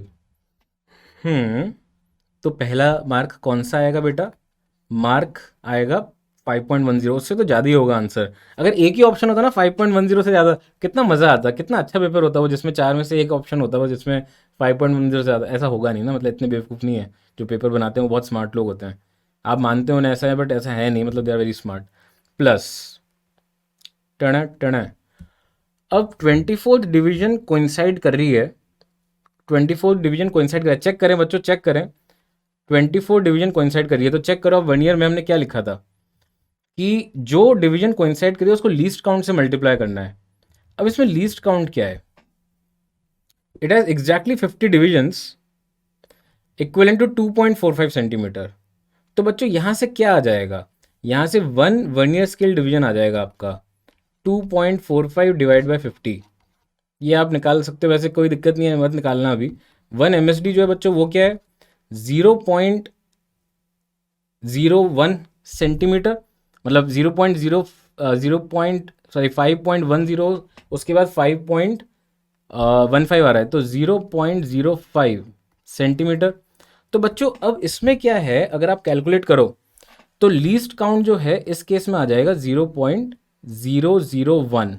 कैसे कि भाई लीस्ट काउंट क्या हो जाएगा, 1 MSD माइनस 1 VSD। देखते हैं क्या आता है ना, कैलकुलेट कर लेते हैं। तो 1 MSD हो गया 0.05 minus minus minus minus 2.45 upon 50। तो यहाँ पे बच्चों आ जाएगा 0.05 बटा 50, तो ये आ जाएगा 0.001। Please check. और ये अगर आप 24 से मल्टीप्लाई कर दो, 24 प्लस दिस 30, कितना आ रहा है, कितना आ रहा है 5.24th division coincides with main scale. टण टण 10 प्लस 0.024 है ना। तो 124 आ रहा है यार, ये क्या, ए कैसे आ रहा है, ए नहीं आ सकता यार, सॉरी बी, बी आ रहा है ना, बी। एमएसडी की वैल्यू कैसे आई, हाँ ये अच्छा क्वेश्चन है बच्चों। वर्नियर स्केल जो है वो तो वर्नियर स्केल आ गया। एमएसडी की ऐसे आई कि ये 5.10 है, उसकी अगली 5.15 है, तो इन दोनों के बीच का गैप ही तो यार सबसे छोटी वैल्यू होगी। तो सबसे छोटी वैल्यू कितनी होगी, 0.05 centimetre. I hope this is clear, I hope this is clear, ठीक है। और वीएसडी की वैल्यू आ गई 2.45 डिवाइड बाय 50, क्योंकि 50 डिवीजन इज इक्वलेंट टू 2.45, ठीक है। तो आई होप एक बार गो थ्रू कर लेना, अच्छा क्वेश्चन है, वैरायटी आपको दे रहा हूँ, जेई अच्छा, मतलब जेई एक्चुअल जेई में आया हुआ क्वेश्चन है ना, तो ये मतलब बड़ी अंडरस्टैंडिंग इंपॉर्टेंट है यार वर्नियर और स्क्रू गेज की। तो ये ज़रा करें स्क्रू गेज का question, please try.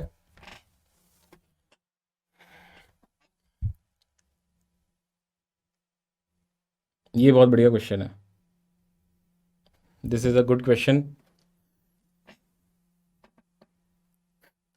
Same to बेटा, happy new year to you to.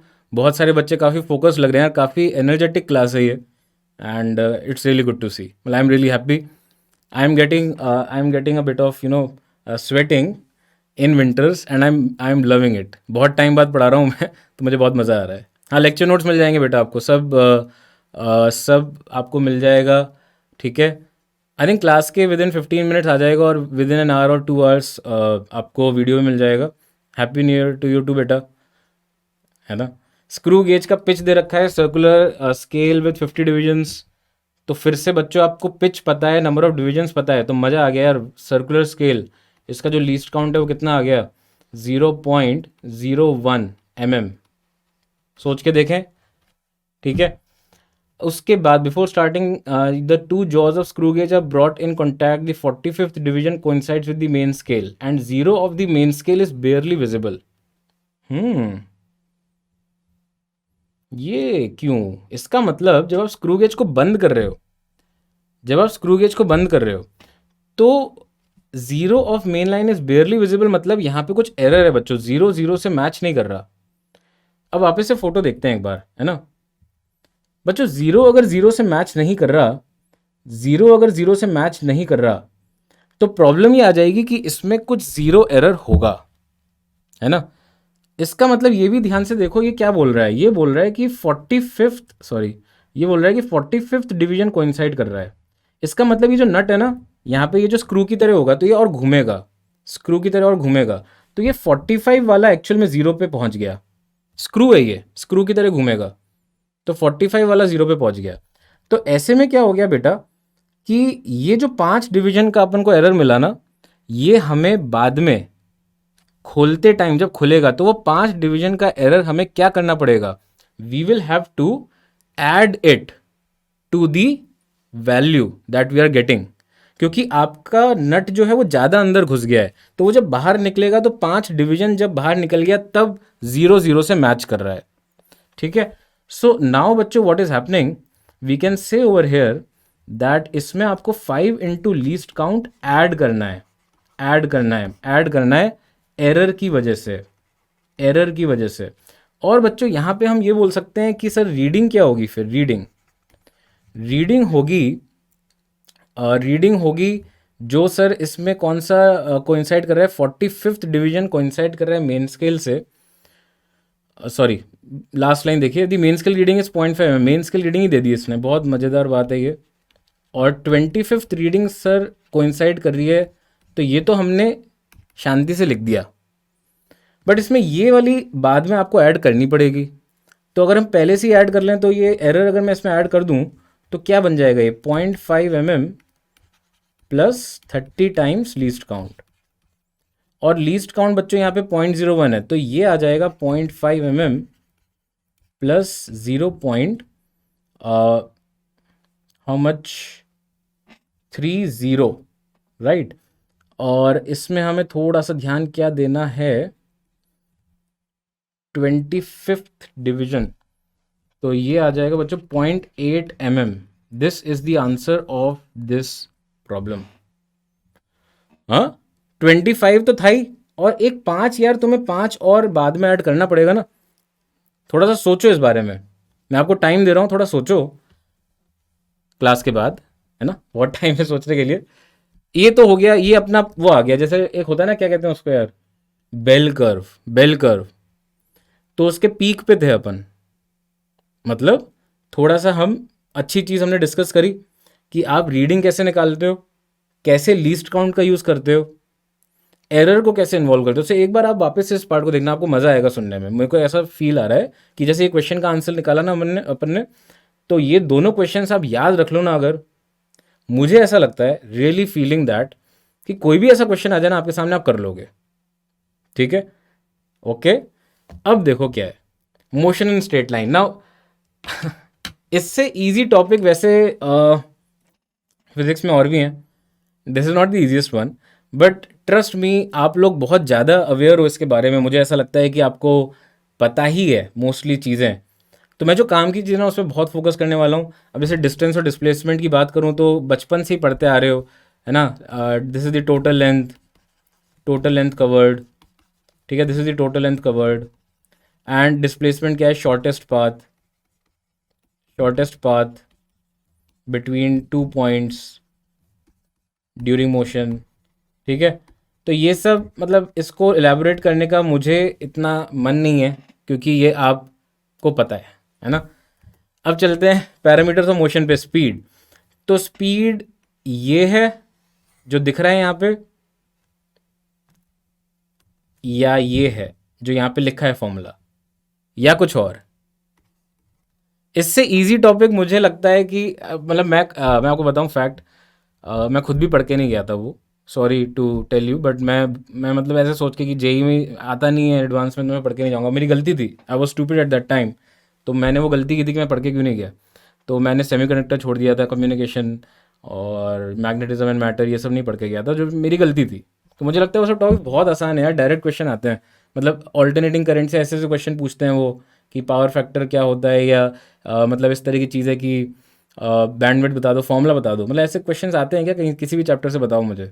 आप देखना, क्वालिटी फैक्टर का, क्यू फैक्टर का फॉर्मूला पूछा है उन्होंने ऑल्टरनेटिंग करंट में, रिसेंटली 3-4 साल में ही पूछा है। तो ऐसे क्वेश्चंस इन चैप्टर से जो आते हैं ना, मतलब यही सबसे इजी चैप्टर है एक्चुअली, ये सब तो पूछते ही नहीं है ना एक्चुअली। काइनेमेटिक्स से ज़्यादा क्वेश्चंस नहीं आते, अगर आप कंपेयर करोगे मैकेनिक्स में भी, तो not much questions are from this chapter. So खैर एनीवेज, ये बच्चों क्या बता रहे हैं आपको, this is instantaneous speed, excellent, बहुत अच्छी बात है, इंस्टेंटेनियस स्पीड।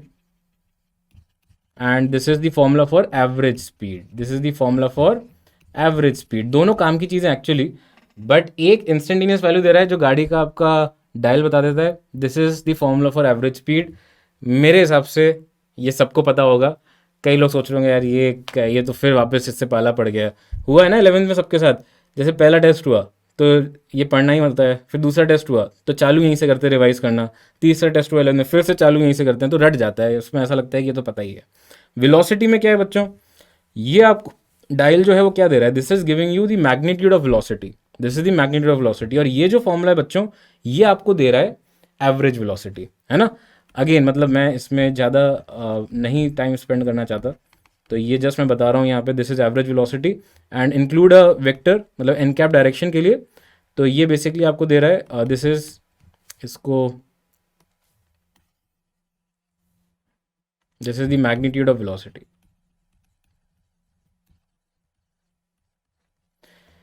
किसी को नहीं आता हो ना ये, तो that is the amazing thing. मतलब ये यूरेका मोमेंट है आपकी पढ़ाई का कि आपको ये नहीं पता कि स्पीड और वेलोसिटी क्या होती है। वो बहुत मुश्किल काम है कि किसी को अभी नहीं पता हो, है ना। ये मुश्किल काम नहीं है कि किसी को पता हो। एक्सेलरेशन, चेंज इन वेलोसिटी या rate of change of velocity, rate of change of velocity, ठीक है। तो एक्सेलरेशन को आप लिख सकते हो D we by D T, mathematically सब कुछ है इस फॉर्मूले में। और वी को लिख सकते हो आप D x by D T, कोई दिक्कत वाली बात नहीं है यार, बिल्कुल मस्त रहो इसमें, तो आप कोई इशू नहीं है। एवरेज एक्सेलरेशन क्या है? एवरेज एक्सेलरेशन क्या है? Change in velocity upon time. तो ये क्या हो जाएगा बच्चों? V final velocity minus initial velocity upon time. तो इस तरह के फॉर्मूले सबको पता होने चाहिए, कोई समस्या वाली बात नहीं होनी चाहिए इसमें, ठीक है। एवरेज एक्सेलरेशन आ गया, वेलोसिटी आ गया, सब आ गया, ठीक है। So let us go to the equations of motion. I love them because ये वही हैं जो 9th में पढ़ते थे, जिसके बेसिस पे बहुत मार्क्स भी आए होंगे आपके बचपन में, आपकी बहुत अच्छी यादें जुड़ी होंगी कि साइंस में मार्क्स आते थे सर हमारे इसकी वजह से। तो मेरी भी बहुत अच्छी यादें जुड़ी हैं, तो मैं इसको बहुत, मतलब I like it, I really like it. But इसके साथ मैं चाहूँगा कि आपको कुछ और भी पता हो। फोर्थ इक्वेशन ऑफ मोशन नहीं कहूँगा, बट ये जस्ट एक जनरलाइजेशन है कि s is equal to v plus u बटा 2 divide by t. This is also something that you must be aware about. And nth का फॉर्मूला क्या है? U plus a by two into two n minus one. I am so happy कि मुझे याद है ये सब। I am very poor with remembering फॉर्मूले। I don't like chemistry because of that, but करना पड़ता है ना, करना ही पड़ेगा। टैलेंट तो कहीं तक ही ले जा सकता है, पढ़ाई तो करनी पड़ती है ना, तो याद तो रखना ही पड़ेगा। तो फिफ्थ फॉर्मूला ये याद रखें। I am just joking, don't take me very seriously कि सर उसको फॉर्मूला याद ही नहीं है तो हमें क्यों याद रखने पड़े। ऐसा नहीं है, आपको रखने हैं याद। आई am just joking, okay. Final velocity and you stands for initial velocity. अच्छा, मैंने इसमें वेक्टर साइन क्यों नहीं लगाया सर? क्योंकि मैं 1D में हूँ बच्चों। आज का जो टॉपिक है वो मोशन इन स्ट्रेट लाइन है, 1D है, तो अपन को डायरेक्शन का कोई चक्कर नहीं है, प्लस माइनस से काम हो जाएगा, है ना। प्लस माइनस से काम हो जाएगा। A stand for acceleration, s is displacement. हाँ, एस एनएथ बता देता हूँ एक बार, जिन बच्चों को थोड़ा कम आइडिया है। तो बच्चों मान लीजिए एक बॉडी स्ट्रेट लाइन में जा रही है, तो ये ऐसा कुछ मोशन है, टी इज इक्वल टू 1 पे यहाँ है, टी इज इक्वल टू 2 पे यहाँ है। तो ये जो डिस्टेंस है ना बच्चों, ये डिस्प्लेसमेंट इन सेकेंड हो गया, है ना। तो nth का मतलब क्या हो गया कि n और क्या, n माइनस वन में जो डिस्टेंस उसने, डिस्प्लेसमेंट उसने कवर किया है उसके बीच में, ठीक है। तो उसका ये फॉर्मूला है, प्लीज़ याद रखें यार। फिफ्थ सेकंड पूछा है तो n की वैल्यू 5 रख देना, फोर्थ सेकंड पूछा है 4 रख देना, इस तरह से। बट ये ध्यान रखिए जो मैंने बताया आज ना, अगर आप याद रख लो तो यार मुझे नहीं लगता कि बहुत सारी चीज़ इसके अलावा आपको इस टॉपिक में मिलेगी। Motion under gravity, free fall, अपना भाई जो भी फ्री फॉल एक्सेलरेशन है वो होता है g, और माइनस साइन सिर्फ रिस्पेक्ट के लिए, डायरेक्शन के लिए लगाया मैंने कि नीचे की तरफ होता है तो इसलिए माइनस लगाया, बाकी और कोई रीज़न नहीं है ना। तो आपको ध्यान रखना है। और ये भी बच्चों इक्वेशंस ऑफ मोशन यहाँ पे होल्ड करेंगी क्योंकि यूनिफॉर्म एक्सेलरेशन है। तो यहाँ पे भी जो इक्वेशंस ऑफ मोशन है वो कब होल्ड करती है? For a constant, acceleration constant होना चाहिए, और यहाँ पे वो एक्सेलरेशन कांस्टेंट है तो ये होल्ड करेगा। ये यार सबको पता होना चाहिए। I think I am just you must B enjoying it. हाँ सर बोलो, अच्छा लग रहा है बोलते रहो, सही है सही है, ठीक है। वेरिएबल एक्सेलरेटेड मोशन, तो variable accelerated motion sign convention मैंने आपको बताया। तो नीचे इज नेगेटिव, ऊपर is positive, right is positive and left is negative. For me when I am taking the directions बच्चों मैं यही लूंगा। तो यहाँ पे मैंने माइनस जो लगाया ना वो नीचे की डायरेक्शन को सेंस देने के लिए लगाया है। तो अगर किसी बॉल की वेलोसिटी ऊपर है तो ये पॉजिटिव होगी, वेलोसिटी नीचे फेंक दिया तो नेगेटिव। ये बच्चों आपको यहाँ पे ध्यान रखना है। फोर्थ फॉर्मूला तब यूज करना है जब पहले तीनों काम ना आए। सिंपल भाई, जब तुम्हारा तीनों से काम नहीं हो रहा तो तुम सोचना फोर्थ के बारे में, ऐसे तो यूज होता नहीं है, वो स्पेशल केसेस है, ठीक है। नाउ वेरिएबल एक्सेलरेशन मोशन देखें बच्चों, तो उसमें यार देखो एक्सेलरेशन कांस्टेंट नहीं है, तो आपको एक बेसिक आइडिया होना चाहिए फिर फिजिक्स का। जैसे मैंने बोला ना कि भाई आती कहाँ से इक्वेशंस ऑफ मोशन? कैलकुलस से। किसने बताया था? न्यूटन जी तो है अपने सब जगह, है ना। तो न्यूटन जी और इन सब की खासियत यही है कि इन्होंने इतना दान दे दिया धरती को, जिसको अपन जिंदगी भर ढोएंगे, नॉट ढोएंगे ना, give that respect. It's he is something really really amazing. पूजा करता हूँ मैं उनकी, तो इसलिए रिगार्ड करेंगे उनका। तो ये जो है बच्चों इक्वेशंस हो गई, और इंटीग्रेशन भी इन्वॉल्व कर सकते हो आप इसमें, जैसे x हो गया इंटीग्रेशन ऑफ v dt, और v माइनस यू हो गया integration a dt। Please check, a stand for acceleration, t is time, v d, ये एक छुपा रुस्तम है, ये वाला formula a is equal to v d we by d x is a छुपा रुस्तम। ये तब काम आता है जब बाकी सब फेल हो जाते हैं, है ना, तब आपको इसका ध्यान रखना पड़ता है कि जब आपको टाइम इन्वॉल्व नहीं करना, आपको बस वेलोसिटी, डिस्प्लेसमेंट और एक्सेलरेशन को इन्वॉल्व करना, तब आप इसका यूज़ करना। यहाँ पे बच्चों ये ध्यान रखिएगा कि ये जो x है ना, ये लोकेशन नहीं है, ये डिस्प्लेसमेंट बता रहा है आपको, this is actually displacement. Okay, if you put the limits, जैसे 0 से t रख दिया तो 0 से t में डिस्प्लेसमेंट बताएगा। अब वो लोकेशन कुछ भी हो सकती है, हो सकता है कि आपने चालू कहीं x इक्वल टू 4 से किया हो तो आप कहीं और पहुंच गए, तो जस्ट भी केयरफुल, अपने क्वेश्चन करेंगे, इस पर डिस्कस करेंगे, लोकेशन अलग चीज़ है, डिस्प्लेसमेंट अलग। ये बच्चों यहाँ पे चेंज इन वेलोसिटी है, सारे फॉर्मूले ब्रशअप किए मैंने, एक से लेके आखिरी तक सारे कर रहा हूँ, और ये हर चैप्टर में होगा, तो आपका एक अच्छा रिविजन हो जाएगा, है ना, मेरा भी। Just joking again, okay. So this is something which you must all remember, और मैं एकदम ऐसे ही पढ़ा रहा हूँ कि आप अब मतलब आपको मज़ा आने लगा है कि आपको ये सारी चीज़ें पता चल जाएंगी जो भी काम की अपने लिए। तो बच्चों फटाफट करिए, मैं एक मिनट दूंगा आपको करने के लिए, और मुझे फिर भी पता है बहुत सारे बच्चों ने उस वक्त भी करी होगी गलती जब वो 11वीं के स्टार्ट में थे, और शायद आज भी वो गलती करते हैं। ये क्वेश्चन पढ़ते ही आपको कुछ कुछ होना चाहिए, है ना, कुछ कुछ नहीं, बहुत कुछ, ऐसा लगना चाहिए कि यार ये तो वही है ना, ये तो वही है। Please do it quickly. अरे यार, फेनमैन सर का नाम आप बहुत रिगार्ड से लें बेटा, मतलब मैं कहीं से भी उनके आसपास भी नहीं हूँ। ही इज गॉड, है ना। जैसे मैं अपनी तारीफ कभी कभी कर लेता हूँ, but that is all in good jest, nothing मोर।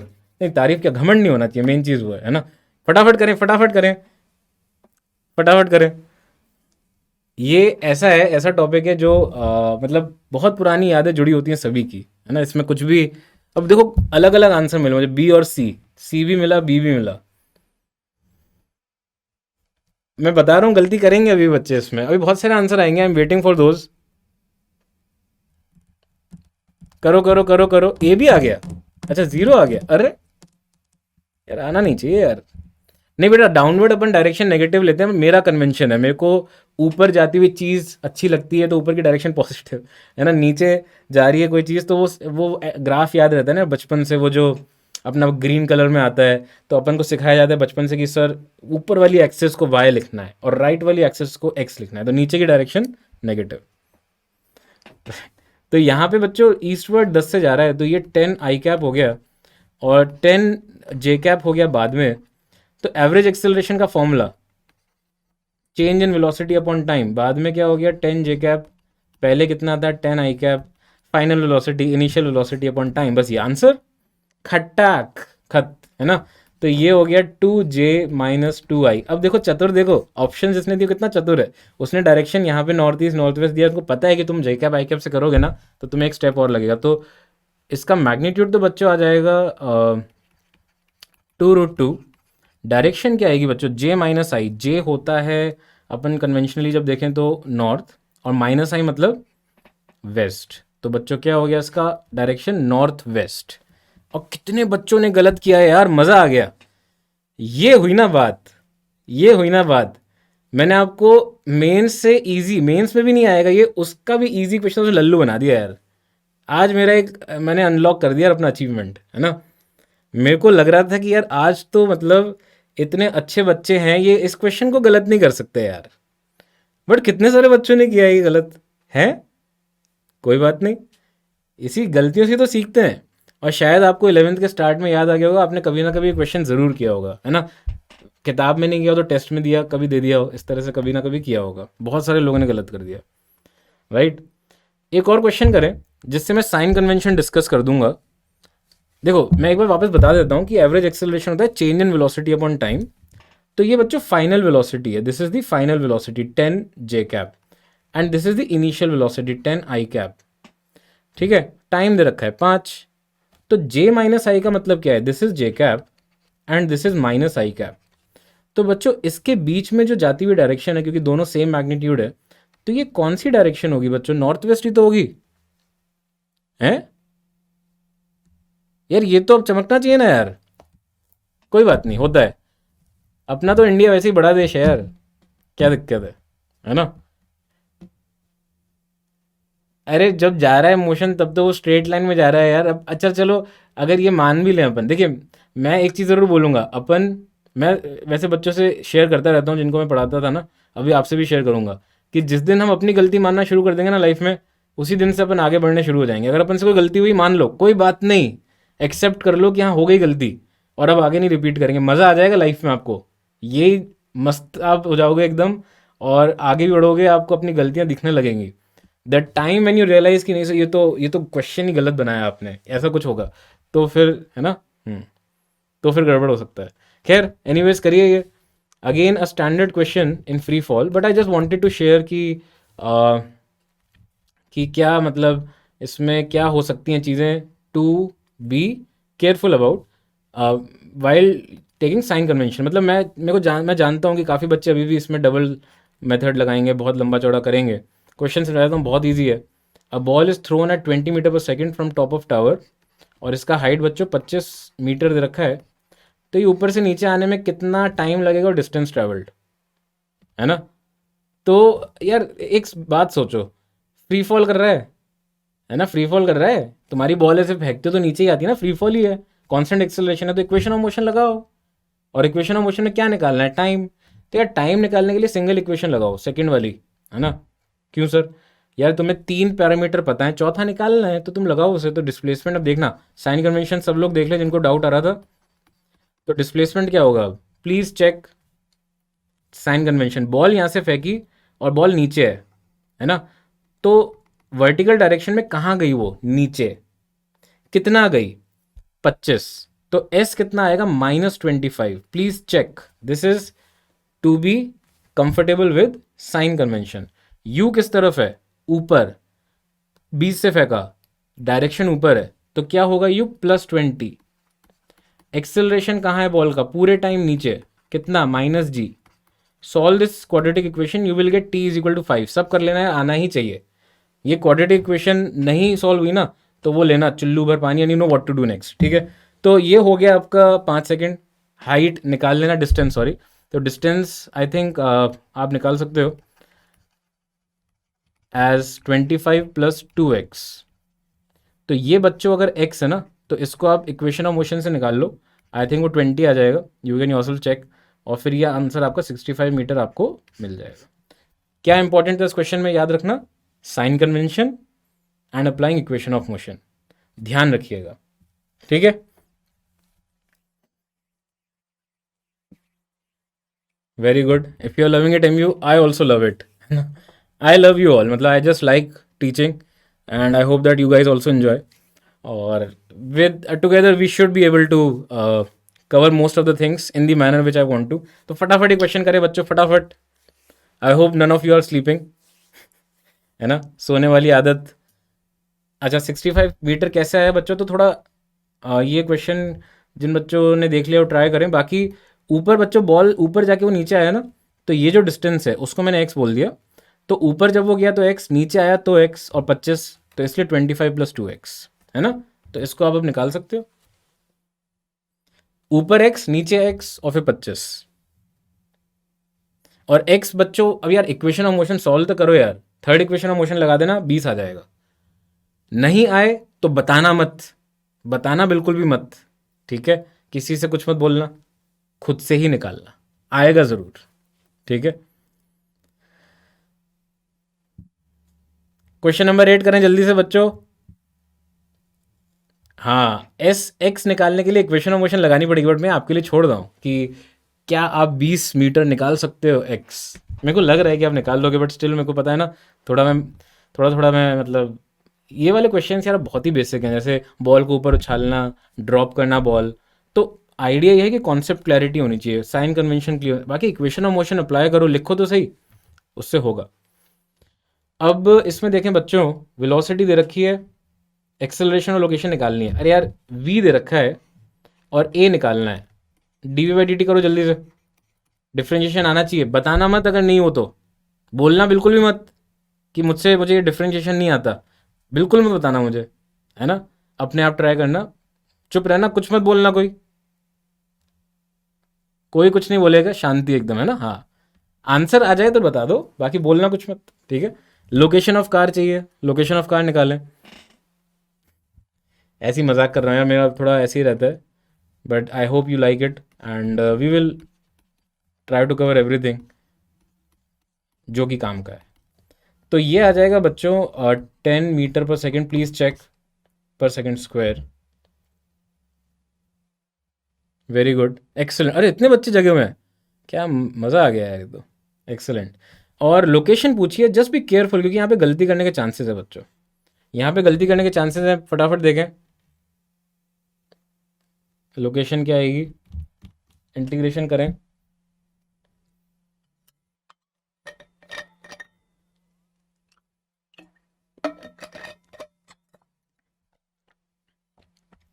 अब बच्चों ध्यान से करना पड़ेगा आपको, क्योंकि इस बार डिस्प्लेसमेंट नहीं पूछा है, लोकेशन पूछ ली।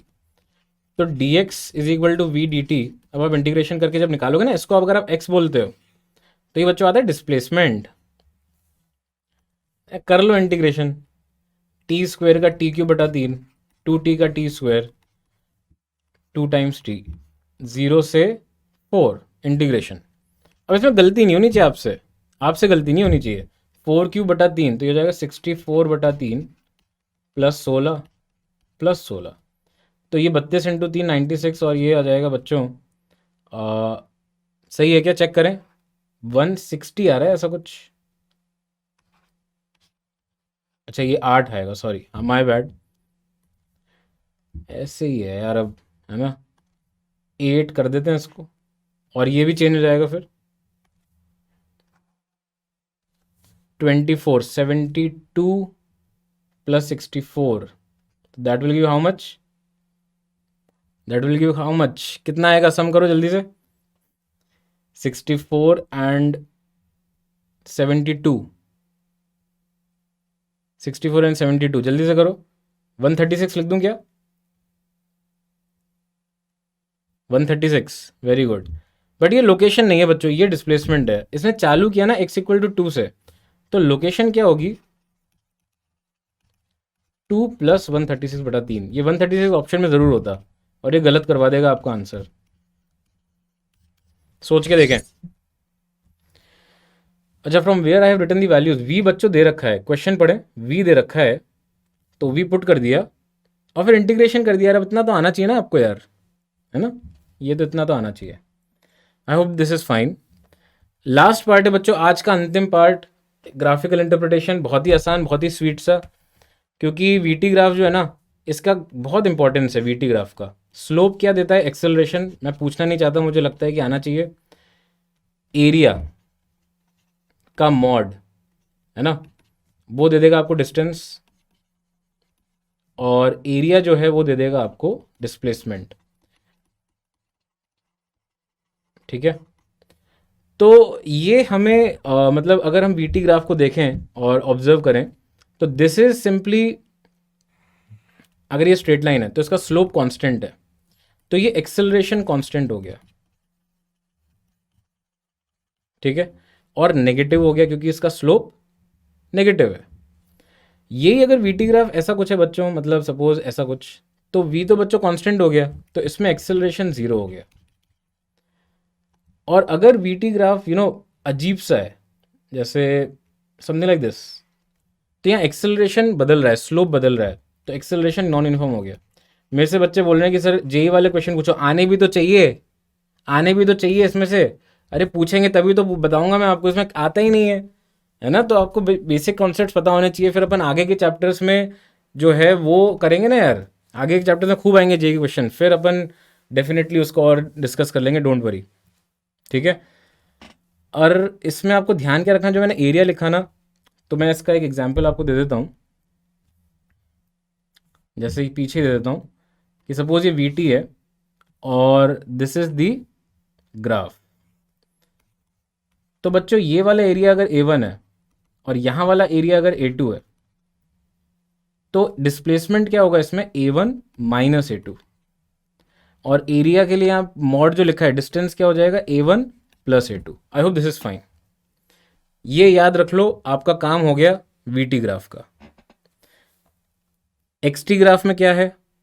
एक्सटी ग्राफ में क्या है? अपना फेमस ग्राफ बनता है एक्सटी में, हैप्पी वाला ग्राफ, टना। ये है एक्सेलरेशन पॉजिटिव और यहां पे है पैराबोला, और इधर सैड वाला ग्राफ, ये है एक्सेलरेशन नेगेटिव और यहां पे भी है पैराबोला। कांस्टेंट स्लोप ग्राफ,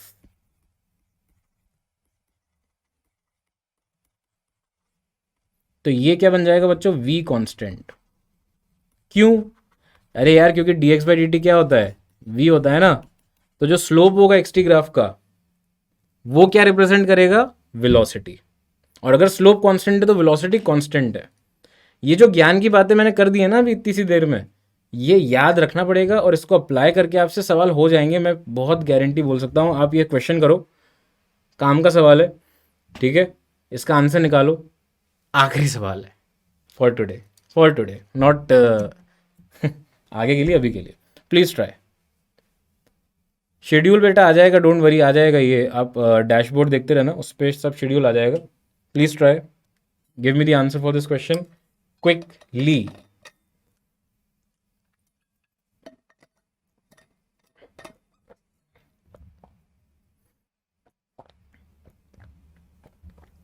अब बाकियों के लिए आप ना, बाकियों के लिए किसी भी तरह का ग्राफ अगर हो तो आप स्लोप के लिए याद रखो v वर्सेस एस है, तो उसका स्लोप क्या है? dv by D S. अब जहां dv by D S use हो पाए वहां उसका इस्तेमाल करो। समझ रहे हो बात? ऐसी एरिया है तो इंटीग्रेशन वी डी टी है, तो वी एस ग्राफ है तो इंटीग्रेशन वी डी एस। अब जहां वो यूज हो जाए उसका यूज करो। तो लॉजिक मैंने बता दिया। अब हर चीज़, हर ग्राफ का हर कुछ नहीं बताना आपको, आपको कुछ चीज़ें पता चलनी है। स्लोप क्या होता है, एरिया कैसे निकालते हैं, ये पता चल गया, फिर आपको अब कोई भी ग्राफ दे दे यार, क्या दिक्कत है? But we T is the most popular. जो हमने अभी, मैं दूंगा ज्ञान बच्चों, एक जनरल ज्ञान दूंगा, फटाफट इस क्वेश्चन को खत्म करते हैं, फिर मैं एक जनरल ज्ञान दूंगा आज के लिए, और then we will switch off for the day. Please try. VT graph दे रखा है, एक्सेलरेशन पूछा है, मतलब स्लोप निकालना है, डिस्टेंस और डिस्प्लेसमेंट। Please try. मेरे को लगता है कि यार सबसे हो जाना चाहिए, अब इसको तो करके जाओ, है ना।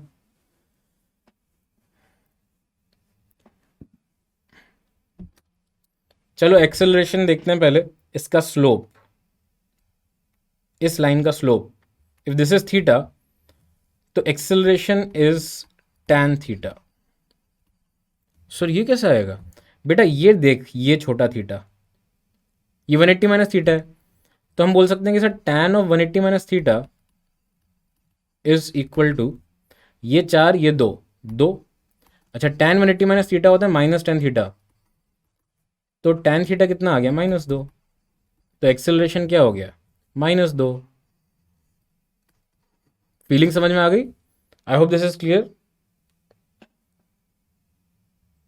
ठीक है। अब अगर मुझे डिस्प्लेसमेंट और डिस्टेंस निकालना है तो एरिया करना है यार, वीटी ग्राफ के अंदर का एरिया यही तो है। तो एरिया के लिए if you look at this trapezium and look at this triangle, we call this as A1 and this as A2। तो A1 A2 वैल्यू निकाल लेते हैं। अब ये मत बोलना सर ट्रेपीजियम का एरिया आप कैसे निकाल लेते हो इतनी जल्दी? बच्चों भाई कैसी बात करो, ट्रेपीजियम का एरिया नहीं निकालोगे क्या आप जल्दी? तो ये क्या होगा? This is 4, this is 2, so 4 plus 2, width is 4, just check कर लेना कि कुछ गड़बड़ ना हो। 2 इंटू 6 दैट इज 12। A2 जो है area that will be half into base into height. अच्छा यार ये तो पता ही नहीं सर, ये तो दिया ही नहीं सर आपने, यहाँ मिस हो गया कुछ। ऐसा नहीं है, ये थीटा का इस्तेमाल करो, ये 2 है और ये भी 2 है, तो ये 4 है तो सिमेट्री से ये भी 4 हो जाएगा। तो this will be half into 2 into 2 that is 2। तो बच्चों चेक करो, sorry 4 half into 2 into 4 that is 4। तो इसमें डिस्टेंस क्या हो गया? डिस्टेंस 12 प्लस 4 दैट इज 16, और डिस्प्लेसमेंट क्या हो गया? 12 माइनस 4 दैट इज 8। वूहू, ये हो गई बच्चों आज का हमारा डिस्कशन जो था physics and measurement, motion and stator. Let me recap. मैंने आपको ऑलमोस्ट सारी चीज़ें एक बेसिक लेवल पे जो आनी चाहिए फॉर्मूलों के साथ वो बता दी हैं। आपकी अब जिम्मेदारी बनती है कि यार इस पे अब जो भी क्वेश्चंस आते हैं जेई में, अगर मेंस में थोड़े बहुत मिले आपको तो आप देखो, इस तरह के क्वेश्चंस प्रैक्टिस करो। और मुझे मतलब कहीं ना कहीं ये लगता है कि आगे के चैप्टर्स, आगे की क्लासेस और ज़्यादा इंपॉर्टेंट होने वाली हैं, बिकॉज कुछ चैप्टर्स में हमारा कंफर्ट लेवल ज़्यादा होता है, नेचुरल है, और कुछ में कम, है ना। और मुझे ऐसा लगता है कि कभी कभी एक जनरलाइज फॉर्म में देखें तो, और कुछ में कम, है ना। और मुझे ऐसा लगता है कि कभी कभी एक जनरलाइज फॉर्म में देखें तो जिन चैप्टर्स में मार्क्स ज़्यादा आते हैं ना, वो जनरली होते हैं बोरिंग, जैसे वेव्स। अरे यार सर कैसा चैप्टर है वो, है ना। या फिर आप देखें मे बी एंडिंग में मॉडर्न फिजिक्स, वेव ऑप्टिक्स, सुन के ही लगता है कैसे चैप्टर हैं, बट सबसे ज़्यादा स्कोरिंग मॉडर्न फिजिक्स है। सबसे ज़्यादा क्वेश्चंस कंटेंट के हिसाब से देखें आप तो ऑप्टिक्स और वेव ऑप्टिक्स से आते हैं। तो उन चैप्टर्स को बच्चों बिल्कुल भी इग्नोर मत करिए। सी माइक्रो कोर्सेज भी पैरेलली चल रहे हैं, तो अगर आपको लगे कि कोई 12th का टॉपिक आप कवर करना चाहते हैं जल्दी, तो maybe you can also switch on to that for 12th, अगर कोई 12th का टॉपिक है। I hope you like this session today. Overall energy was very very good. I would say that बहुत मज़ा आया मुझे, मतलब मुझे बहुत अच्छा लगा सबके साथ इंटरेक्ट करके on a virtual platform, but the opportunity that Amazon Academy is giving you guys. For detailed videos, daily practice problems and live chat, visit academy.amazon.in or download the app.